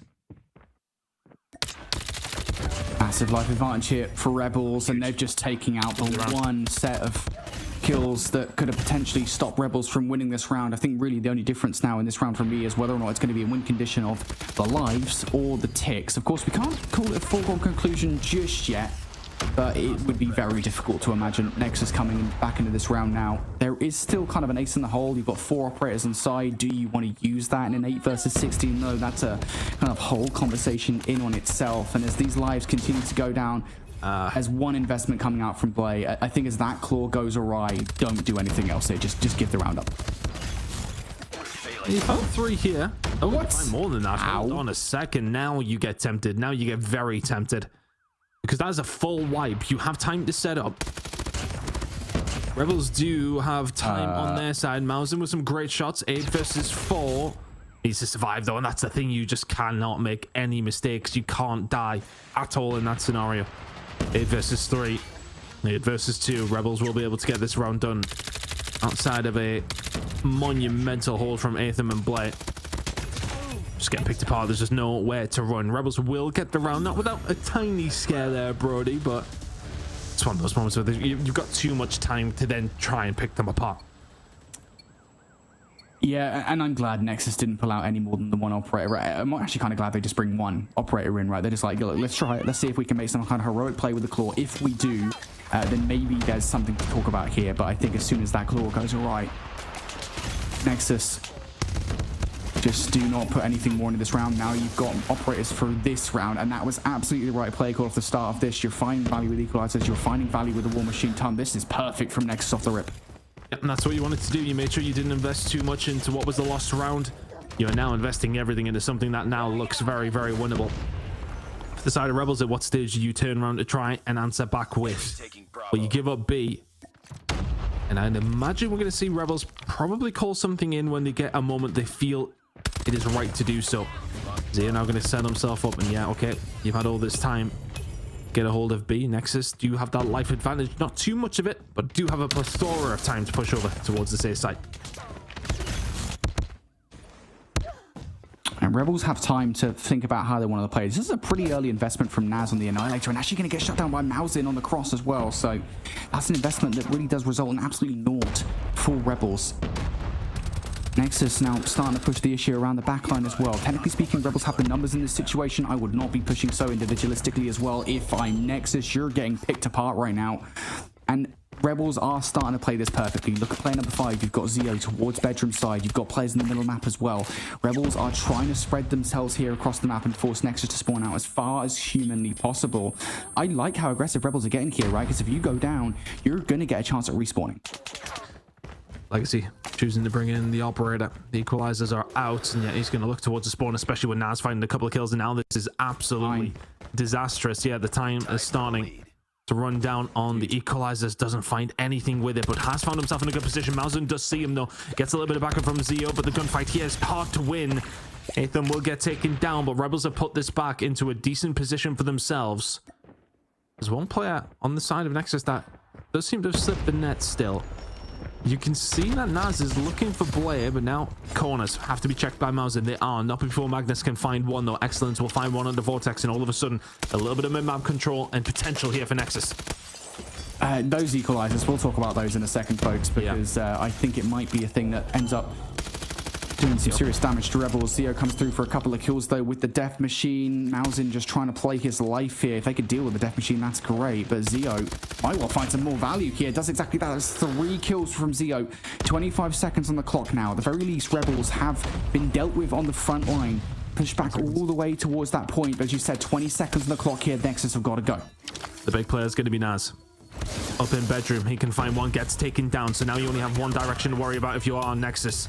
Vortex and find it 5 versus 5. Big gunfight win coming in from Blair. Magnus is actually going to invest in War Machine here, so you got to be super careful if you're the side of Nexus. Zio, no, going to find the Hunter Killer, and it is all exploded into life, but into life for Rebels, and death only for Nexus. No time on the board. They clutch up when needed. The operators used well. Rebels 2-1 to the good. You say operators used well. Rebels are really lucky there. Like, really lucky that they have one operator and a Predator missile still to go at the end of that game. Because there was an Annihilator, I think it was, an open steps from Naz that did nothing. There were equalizers from Legacy that did nothing as well, right? I mean, they were just kind of roaming around the base. Like, Rebels right now just kind of fumbling at points, but they still win the round regardless. They are very lucky that they walk away victors of that round.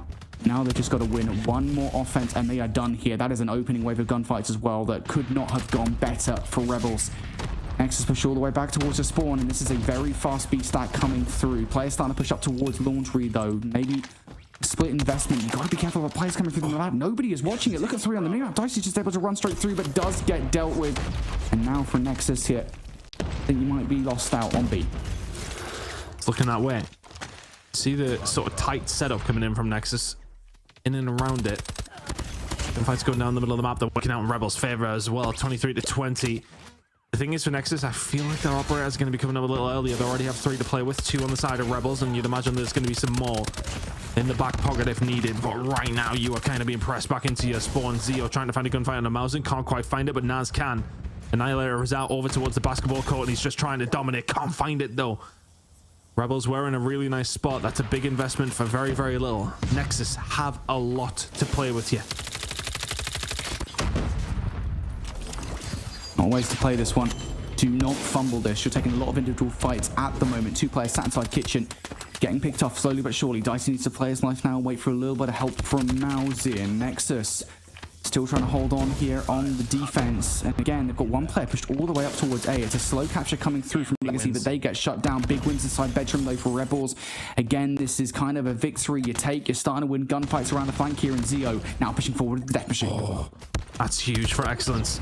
To find that now with the Sparrow. Makes it 12 versus 8, so doable for the side of Nexus. Mausen can find another. And now for Rebels, it's probably a case of slowing down. You've got 1 minute and 14 to go. A lot's been invested. Magnus is going to call out his War Machine. Gets nothing. Mausen will find 2 with his. That's the big moment that Nexus maybe needed. Nexus firing on all cylinders now, trying to solve the problem that is this round.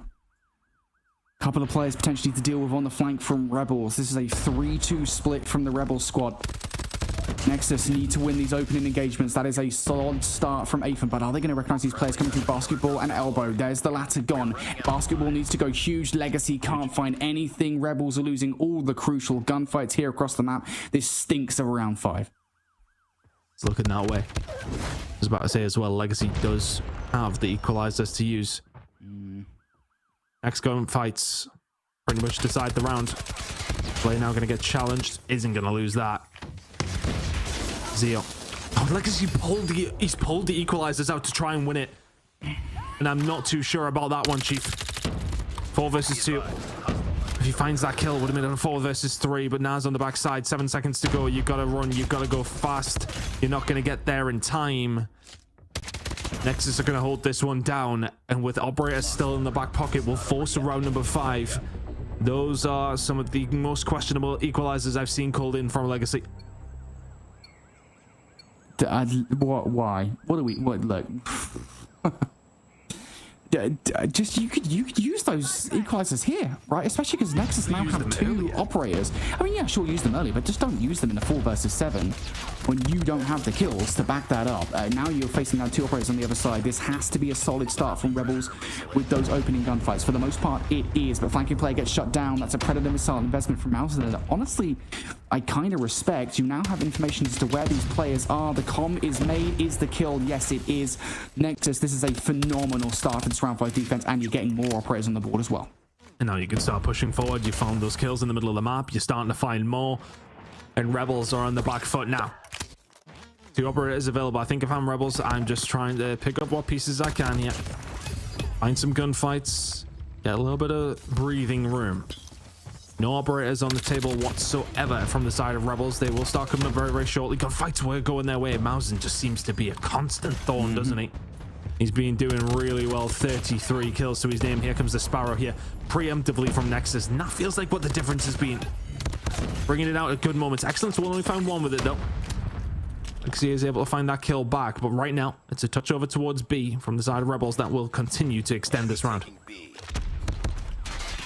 It's slow progress. At this point in the round, honestly, I would say that Rebels need to focus on capturing one of these points. Naz finds a couple of kills, and that's a good start. But even at this point in time, they are split. You look at 2 players trying to make their way to open steps. Dicey's going to deal with both of them, and it leaves just a couple of players isolated towards B. It's not really fast enough for a solid hit, but now I think as that kill comes through from Legacy, it should be a pretty fast, aggressive hit from Rebels. That's going to be B gone. An extra 60 seconds on the board here. So they've been thrown a lifeline.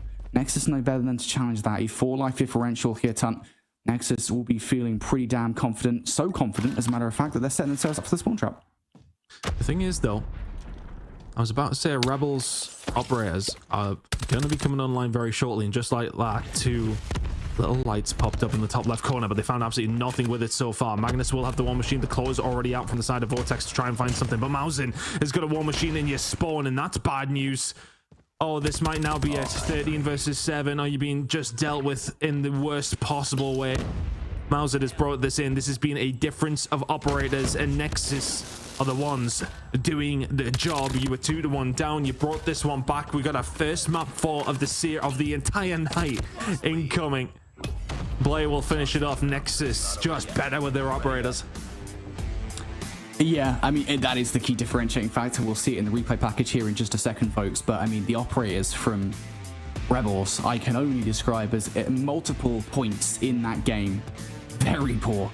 Just straight up, like, there were just multiple points where we saw individual plays that just were questionable at best. It's so many questions of, like, why are you using your operator at this point in time? Like, sometimes the theory is there, the execution is just very far from being correct. And I think you pointed out, right, where it's just like Nexus, yeah, sometimes the actual moments they bring the operators out are questionable, but like they'll always find some value in it. But for whatever reason, Rebels could just very rarely find any value. I think there was 1 death machine in the middle of the game. This is actually a hit from Zio where he finds 3 kills and provides enough space, and that play I think might have actually won that round for Rebels. But really outside of that, I mean, equalizers, you cannot waste them at the extent that Legacy was doing in that game. Annihilator, you can't waste it the amount of times we were seeing Naz do it in that game as well. And again, like, you know it as well, like players will go back and they'll watch this VOD and they will understand that operators is where they lost that game. So Rebels, I think, deservedly losing that round 5. However, just to take this time while we're on the stat boards to give a shout out to Mausen, who with 39 kills, by the way, was doing that with a sniper rifle for the majority of that game. I don't know if you realize it or not, but he was walking around with the Tundra. Doing a lot of very solid work for the side of Nexus. Yeah, I think I kind of lean in with what you were saying. Legacy may well have had a decent game of 34 and 32, but couple of different occasions. I'm thinking especially that one where they went like a 3 versus 10 and he pulls out the equalizers. So to be fair, it was I want to say it was like a 4 versus 7, right? So it's not like an egregious call, but like if you're gonna do it, I'm fairly certain it was only like a 4 versus 7 or something like that. Like it was an obtainable situation. It was just like the execution was very poor. Like you have no help in that situation. Like you're only getting one with equalizers. Just cannot happen. Now I'll say, we always go back to this, right? At the end of the day, it's not like Tun and I would actually do any better, right? Like it's really, we would go into these games and we would get slammed. Now mainline COD, very different story, right? You get me in a Hacienda hardpoint on mainline in Black Ops 6, you'd get smoked. But COD Mobile, probably not happening. But still, I mean, we can sit here and we can say kind of what went wrong there for Rebels. It was pretty obvious. Nexus, though, signs of life, mate. They seem to be alive in this series. We can say what we want, though. That's what we're employed to do, right? We get paid for it, yes. The criticism has to be there. There was definitely been some shoddy plays made by both these two teams, but it is Rebels, the one who are in the lead. But we are going to be coming up for map number 4 here, Brody. And I'm trying to remember, you've just said exactly what it was, and I've completely forgotten already. Hacienda coming out. Okay, right.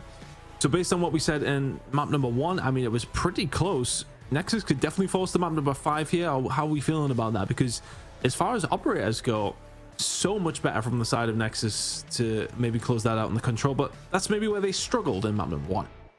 Yeah, map number 1 was a really weird one, right? I mean, it was a really close game. Ultimately, it came down to what was a 16-point differential in the closing moments, and the only real reason that Nexus even lost that game was because they fumbled it, right? I mean, they literally fumbled the end of the game. They lost the final rotation in. So, theoretically speaking, Nexus should actually be 2-1 up in the series right now, had they not fumbled the end of map number 1. So hey, look, Nexus, you've got something in this series to talk about, I think, coming into this Hacienda hardpoint. Fundamentally, I don't think anything was particularly wrong there, apart from that ending, right? Apart from that final moment, apart from not really focusing on the rotation towards P2. Everything was kind of fundamentally correct from both of these two teams. So I'm not expecting like anything too particularly special here coming into this Hacienda hardpoint. Just, I think the thing I will say about Hacienda is it's the hardpoint map more than any other hardpoint map in Call of Duty Mobile that you need to get your rotations properly. Like this is a really punishing map if you don't rotate correctly, because it really does fling you from one side of the map to the other for every single rotation. So just something to bear in mind, I think, for these teams. You gotta make sure you rotate properly for key rotations.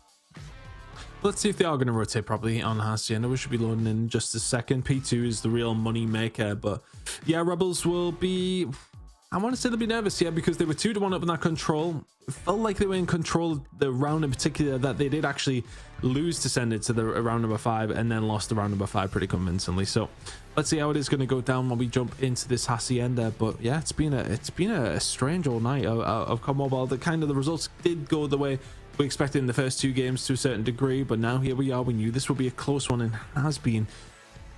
I'm still really not sure which way this one goes, Brody. It could go either way. Yeah, I mean, it could. At the end of the day, like, this is just so difficult to call. Again, especially considering how close map number 1 was, right? Like, it's so difficult to call how this one is going to go. Ultimately, both of these teams are relatively closely matched. I mean, we go back to the kind of what the series has looked like so far. To break this down for you guys, it was a 250 to 234 summit hardpoint in favor of Rebels. Then it was a 7-5 search and destroy on Tunisia in favor of Rebels. We just saw a raid control that ended 3-2 in favor of Nexus. So it's been a super close series between these two teams. It's about more or less what we expected. Again, going back to kind of the start of the day, Rebels, they didn't really do anything versus Undream because of the fact that Undream were just so much better. So yeah, I don't know, dude. I'm just I don't know. Just waiting for map number 4. Just waiting for map number 4.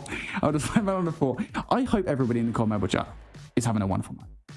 I know, what time is it in America right now? Is it like 9 o'clock? It's multiple times in America. Oh yeah, I forgot they've got more than one time zone over there in America. It's a big place. It's a big old place. It's a big place. It is a huge place. I can't wait to get into the farm, man, mate. It is going to be Hacienda. Hacienda is always a really fun one to cast. I think just like, again, we go back to the rotations, and the rotations are like so crucial. So yeah, we'll see. We'll see how this goes. Okay. I don't know. I get delirious a lot for you. It's crazy. Apparently so. We'll probably do this. One of us is being professional at least anyway. But hopefully I'm sorry. I'm sorry, guys. Hopefully we are going to be jumping into map number 4. Not too sure what the delay is. Both the two teams should be are pretty much ready to go. So hopefully we'll be jumping in really shortly. But I think for both these two squads, I mean, it's a do or die, right? For Nexus, you've got to find this map number 4.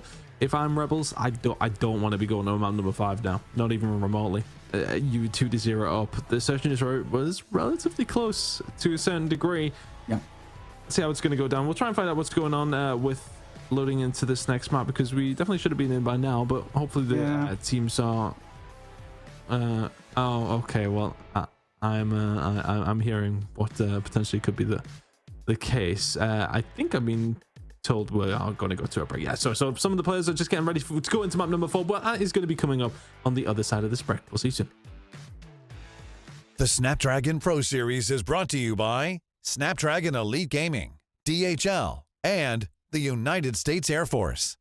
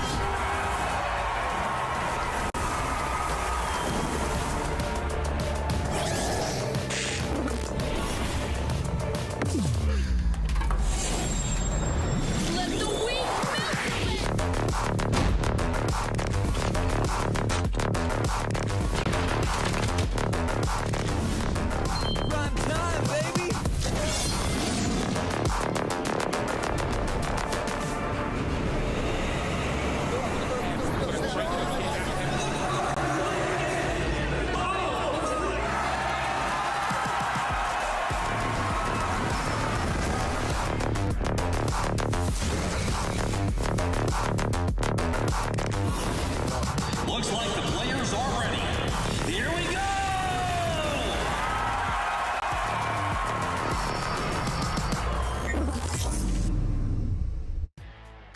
Guys, welcome back to the Snapdragon Pro Series. We are hopefully going to be loading into map number 4 of this elimination match between Nexus and Rebels here in, well, the very first group day of the NA side of things here in the challenge bracket, Brody. I mean, how we're not in yet, I'm not too sure, but we have had a very, very good series on our hands. We've got 2-3 of slammings, both these two teams on the wrong end of them, and then a close series between them. It's kind of how it was written.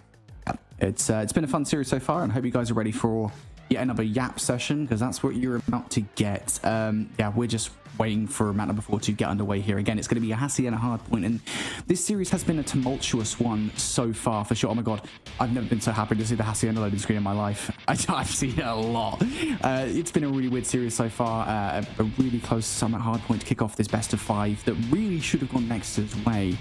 And then of course that Tunisia search and destroy that went all the way to a round 12. Tunisia, of course, that went Rebels' way. But are they about to blow a 2-0 series lead? They just lost the raid control ton, so Hassie and a hard point. They could close things out here. They could go to a game 5. Let's see how things are going to go down.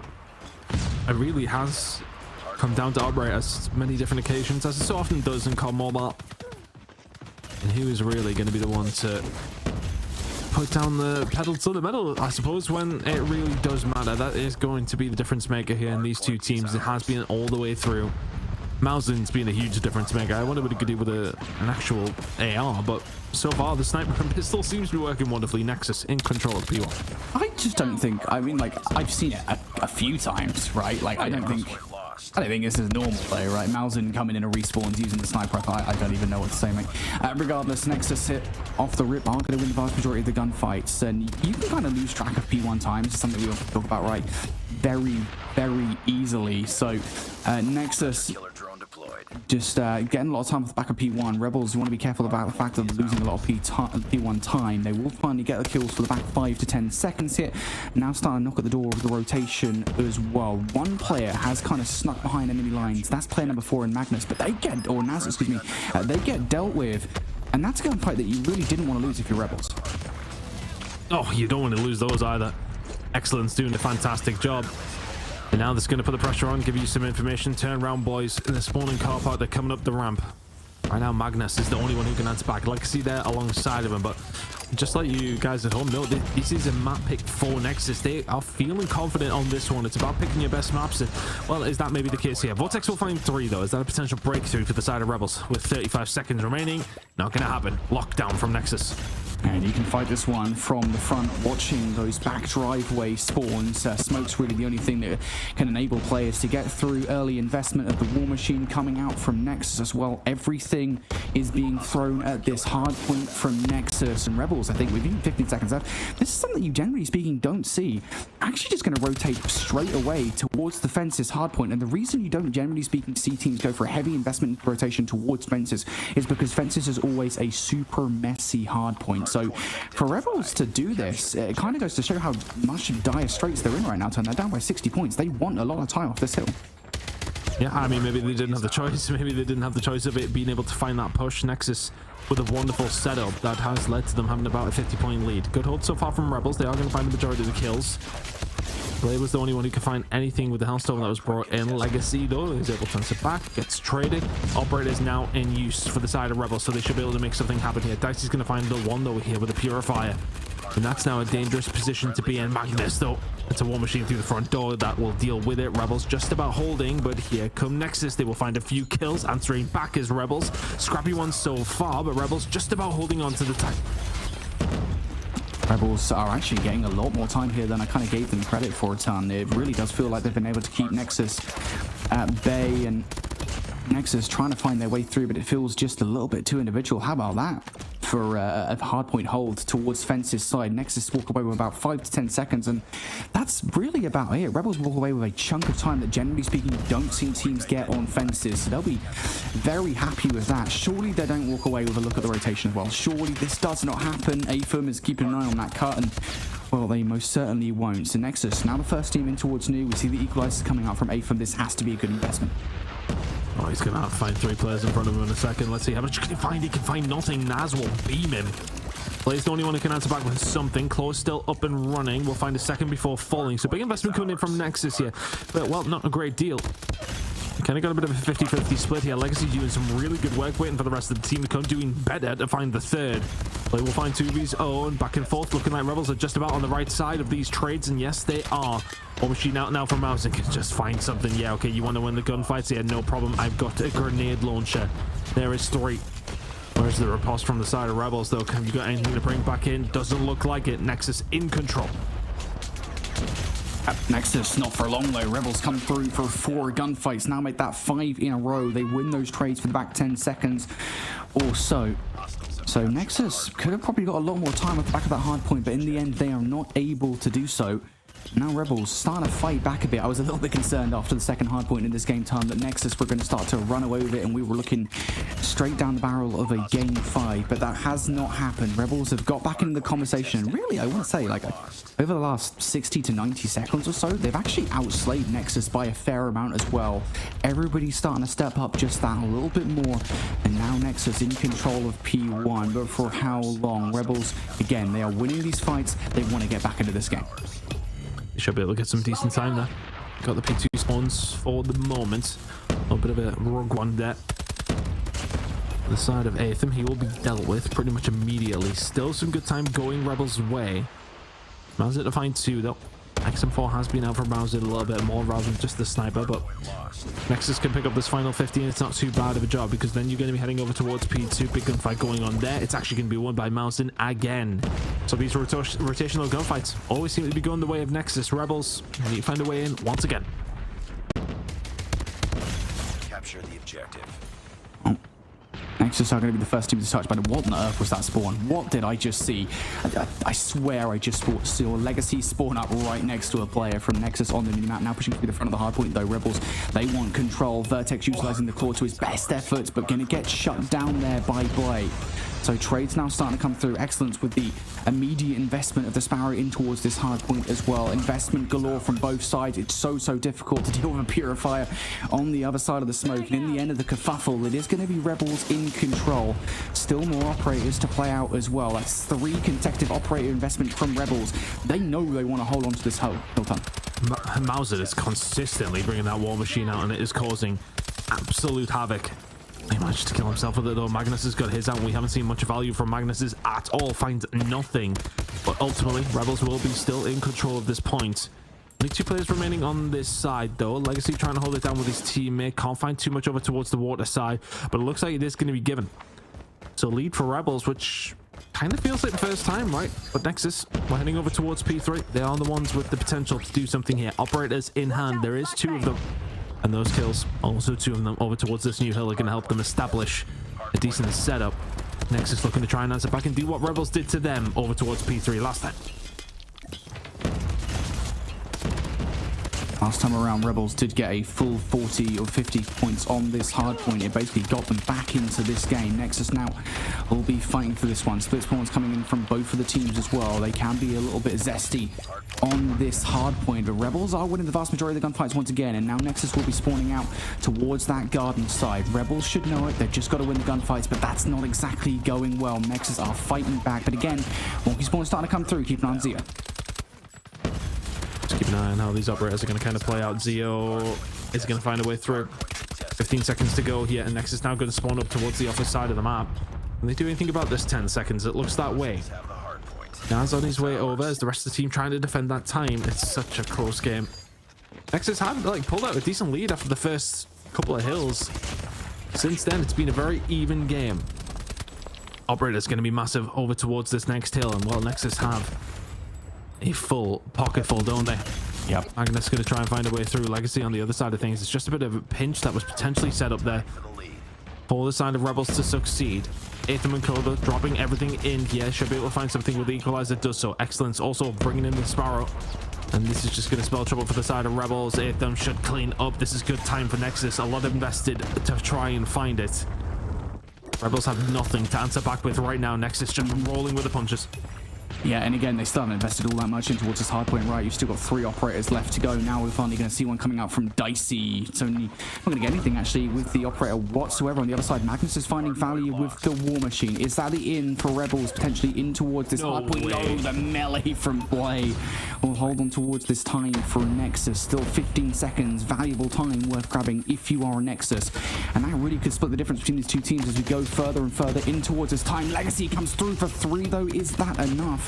For Blay on the other side, no, he's going to find 3, and Nexus will walk away with that time. So now a 42-point difference going into the third and final set of rotations here. Time Rebels looking for a wealth of time on P1 to try and close the gap, but that is going to be a lot to ask for.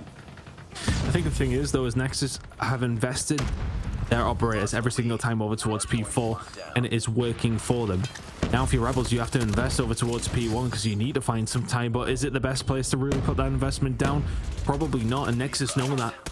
You either stick or you twist. If Rebels stick and don't use their operators, is it going to be an opportunity for Nexus to build up their own themselves? If for Rebels, if you don't use them now, you have to make sure something happens over towards P2. It's a risky game to play. 25 seconds remaining here over towards P1. Still time for the side of Rebels. Bowslin can find 2 to maybe slow that down. They can get it within touching distance. If they can hold this time, they're not going to be able to. 15 seconds remaining here. It's all about this rotation over towards P2. Can Rebels find it?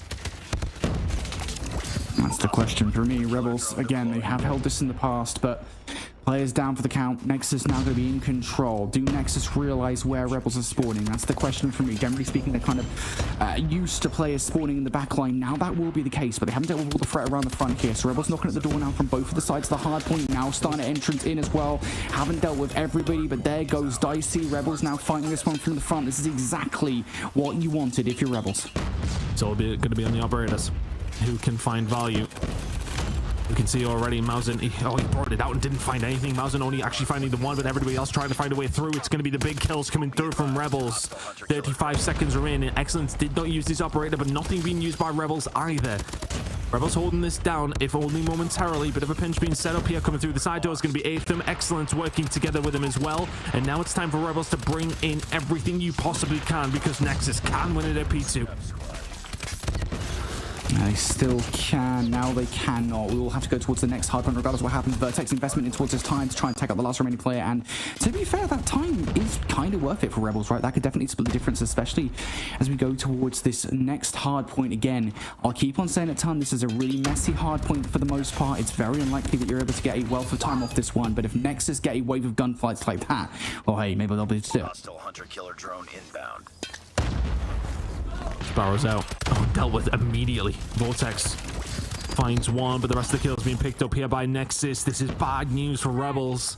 2-0 up in this series. It very, very quickly is looking like we're going to be heading over towards the map number 5. Dicey and Excellence combining well. You only need 8 seconds if you're Nexus. Rebels keeping this one scrappy, and more so than that, they find a way through.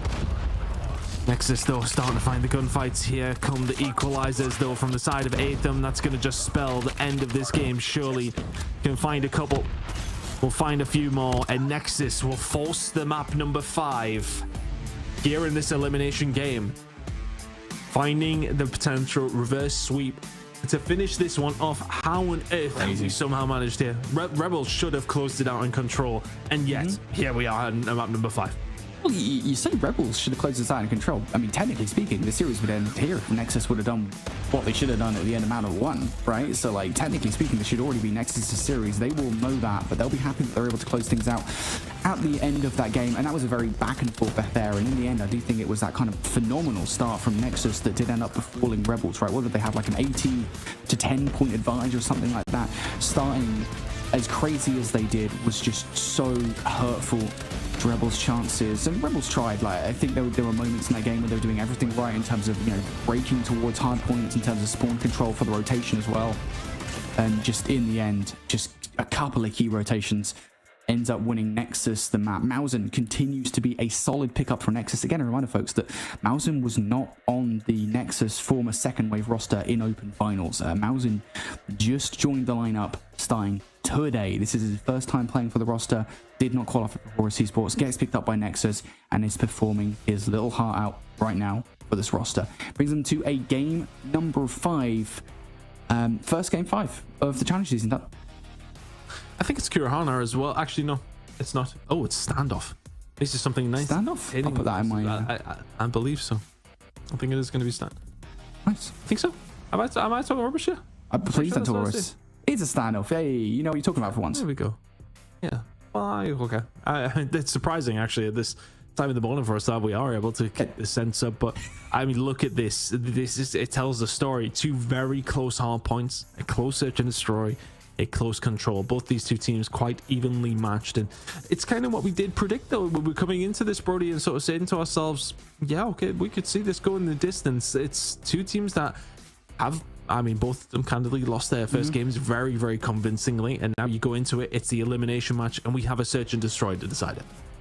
Yep, and this will be the first reverse sweep of this season as well. I don't think we got to see a single one in open finals. I don't think we really got to see a single map 5 in open finals, right? So this would be our first map 5 of season 6, our first potential reverse sweep of season 6 as well. It's been a phenomenal series so far, and yeah, I think you kind of hit the nail on the head there by saying that, like, ultimately, I think coming into this series, we didn't really know what to expect. I think we especially didn't really know what to expect from the Rebels side of things, considering the fact that, again, they kind of got demolished by Undream, so it's like we hadn't really seen Rebels in any real capacity. And for Nexus, they got convincingly 3-0'd by Zitlalix, so both interesting scenarios to be in, but now they're in the most interesting scenario of them all. A Game 5, 1 search and destroy map to decide who will be moving forward in this season of the Snapdragon Pro Series, and who will have their journey end here, right now. 1 standoff search and destroy to decide it all. Here we go. Search and destroy in the previous iteration was very, very close. Now this is the first one to die during this map on standoff. Legacy's there, answer back with the counter mountain, which is going to prove to be valuable for the side of Rebels. They're on the defensive side, attacking our Nexus. Still traded gunfights, 3 versus 3. Well, now numbers in favor of Rebels once again. Bomb slap bang on the site though, so Rebels need really to have the numbers, and they're starting to lose them as well. Turn down to Legacy, and they get shut down. Blade has been stepping things up over the last couple of maps. Turns up once again for a massive 2-piece towards the end of that game. Yeah, I would agree. He definitely has been stepping it up. First 2 maps was, I don't want to say a passenger, but wasn't quite on the level that he has been over these last 2. Sensational work from Blay. Attacking round under the belt already from Nexus. It's good news for them. Which way do they try and hit now? Can Naz find anything? He got first blooded last time. And Mausen will look for him again.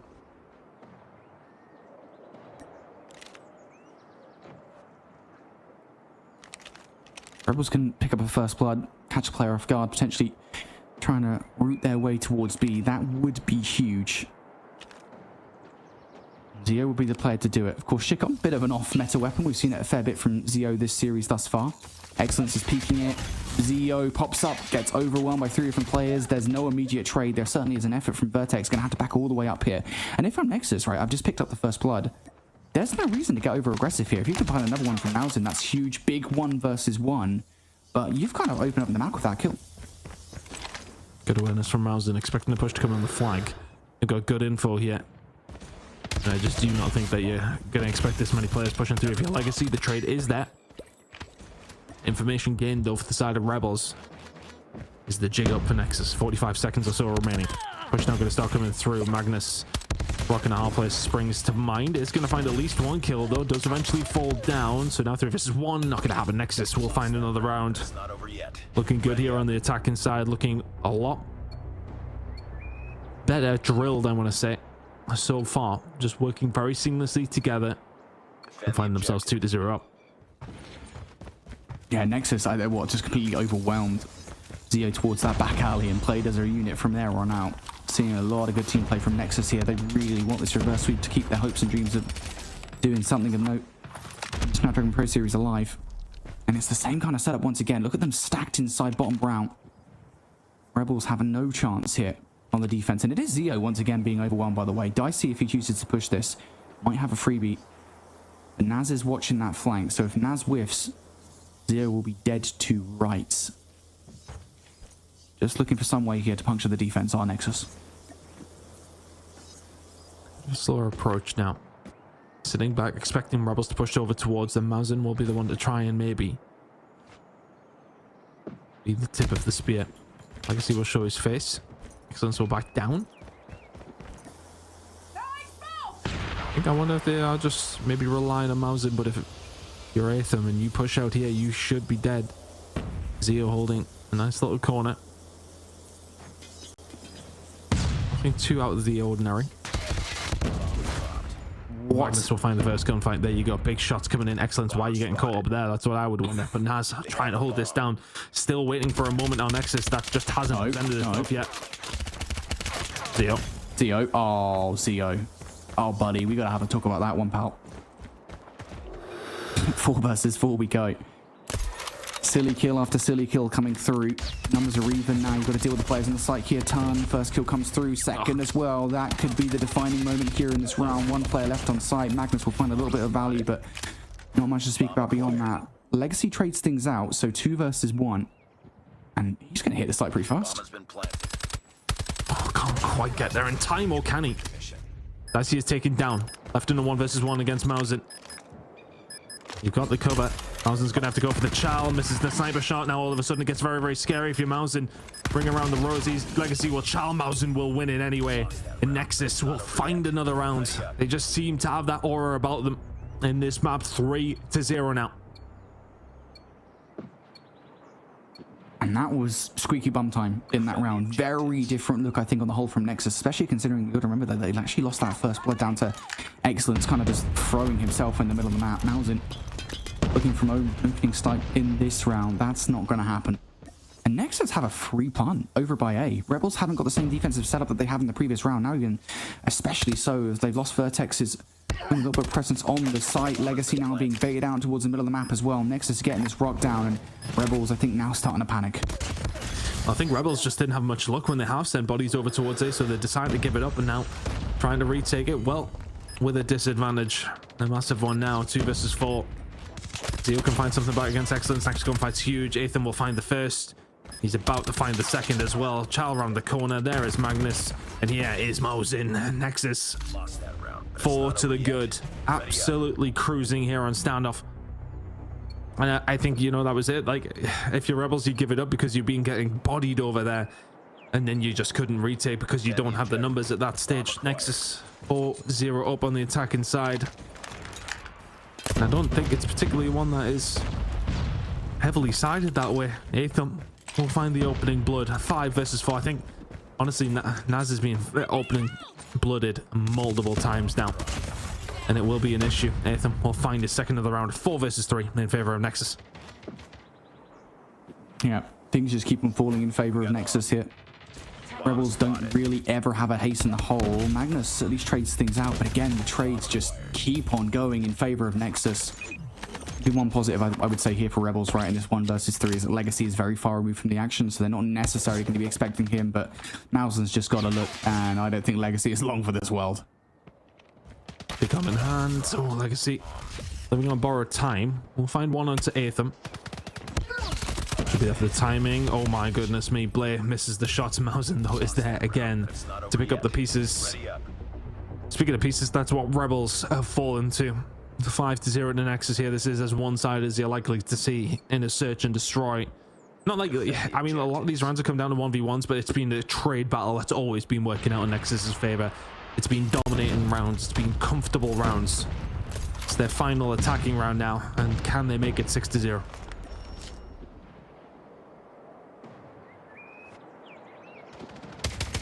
It'd be a flawless offense if they're able to get it done, and they've been picking apart Rebels at the seams every single round. I was going to say that the Rebels defense looks actually okay here for the first time in this game. They've got players over by A. Zio's getting away with some freebies at the moment. Nexus kind of feel like fish in a barrel here.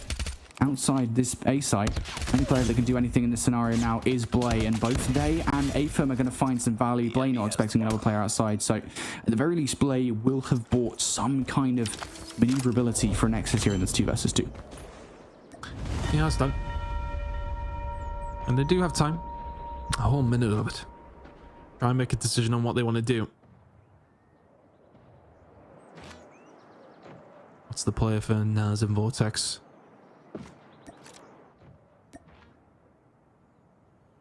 Big moment here. Not to oversell the dream for Rebels, but you get one back. Well, at least you feel a little bit better about heading into your own attacking side. Dicey's going to be the first one through the door. Oh, this Vortex just getting terrible timing. Yes, he has. He would have been dead anyway. Atham finds it. I think this might be a full wrap over towards the A side, to be honest with you. And I just don't think they've got a clue that Naz is here. Here we go. Time to strike. If you're an ass. Oh, they checked the corner. How have they just checked the corner? Lost that round, but it's not over yet. Ready That up. is a hell of a check from Dicey. It's a big shot. It's a huge shot. They just maybe presumed he was going to be playing the corner. Wasn't a lot of time left. Defend the objective. And Naz gets dealt with. Nexus over towards the defensive side. You're 6-0 up after your attack. It is all to do if you're Rebels. You need to find 6 rounds in a row. And First Blood's going to go over towards Atham. He's been a constant thorn in their side. They were 2-0 up. They were 2-1 up in the control. And all of a sudden they are staring down the barrel of being eliminated here. 4 versus 3 as well. Got an ace in the hole in Dicey. He was very far removed from the rest of the team, making the longest flank known to man. Feel like the House of Cards is about to come collapsing down for Rebels in the closing moments. 1 versus 1. Again, Dicey's now had the call made to him. And will now activate one last player, and there it is, the first reverse sweep of Season 6 of the Snapdragon Pro Series here in North America, and it comes from Nexus. Incredible stuff from Nexus for the reverse sweep. 2-0 down. They were 2-1 down in the control as well. They spun that one on its head. Dominant in map number 4. And utter domination again in map number 5. Sensational work from Nexus. They will go through and we will see them in a couple of weeks' time. But for Rebels, your journey is over. And that is maybe the worst way to do it in. 2-0 up in the control. They arguably did fumble it, but I suppose, you know, you could go back to the first map as well, Brody. We're kind of talking about it. Nexus could have definitely closed that one out as well. It's an awkward one to be in if you're Rebels, though. You had a lot more, couldn't quite bring it to the table, and decimated in map number 5, Roller. I mean, no one was going down without a fight there. That was a very, very impressive determination to live, really, on behalf of Nexus there, because I thought heading into the control that it was for Rebels, Brody, and at the end of the day, they just couldn't hold on to it. Yeah, I mean, like I said, I said it a couple of times, right? I mean, technically speaking, the first half of the series was extremely close, right? I mean, again, Nexus should have won the hard point ultimately. You know, again, we went pretty much the distance in the search and destroy. We were 1 round shy of an overtime there as well. So I don't think at any point I necessarily felt like this was definitely Rebel series for sure. But again, I mean, Tana already mentioned it, the fact that they were 2-1 up in the control. They're going to be kicking themselves about the utilization of the operators in that map as well.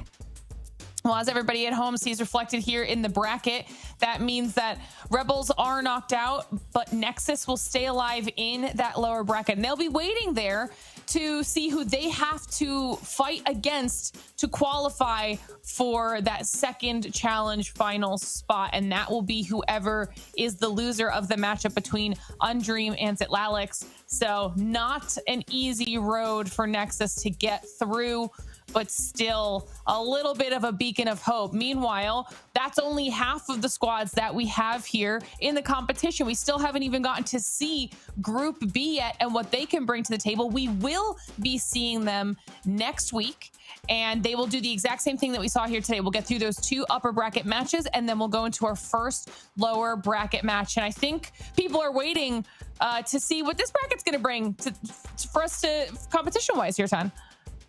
Yeah, it's going to be really interesting. I think it's the ones that, I mean, outside of the top team, I think it's a little bit harder to call, but there should be some really, really good games next week. Looking forward to see how it goes down.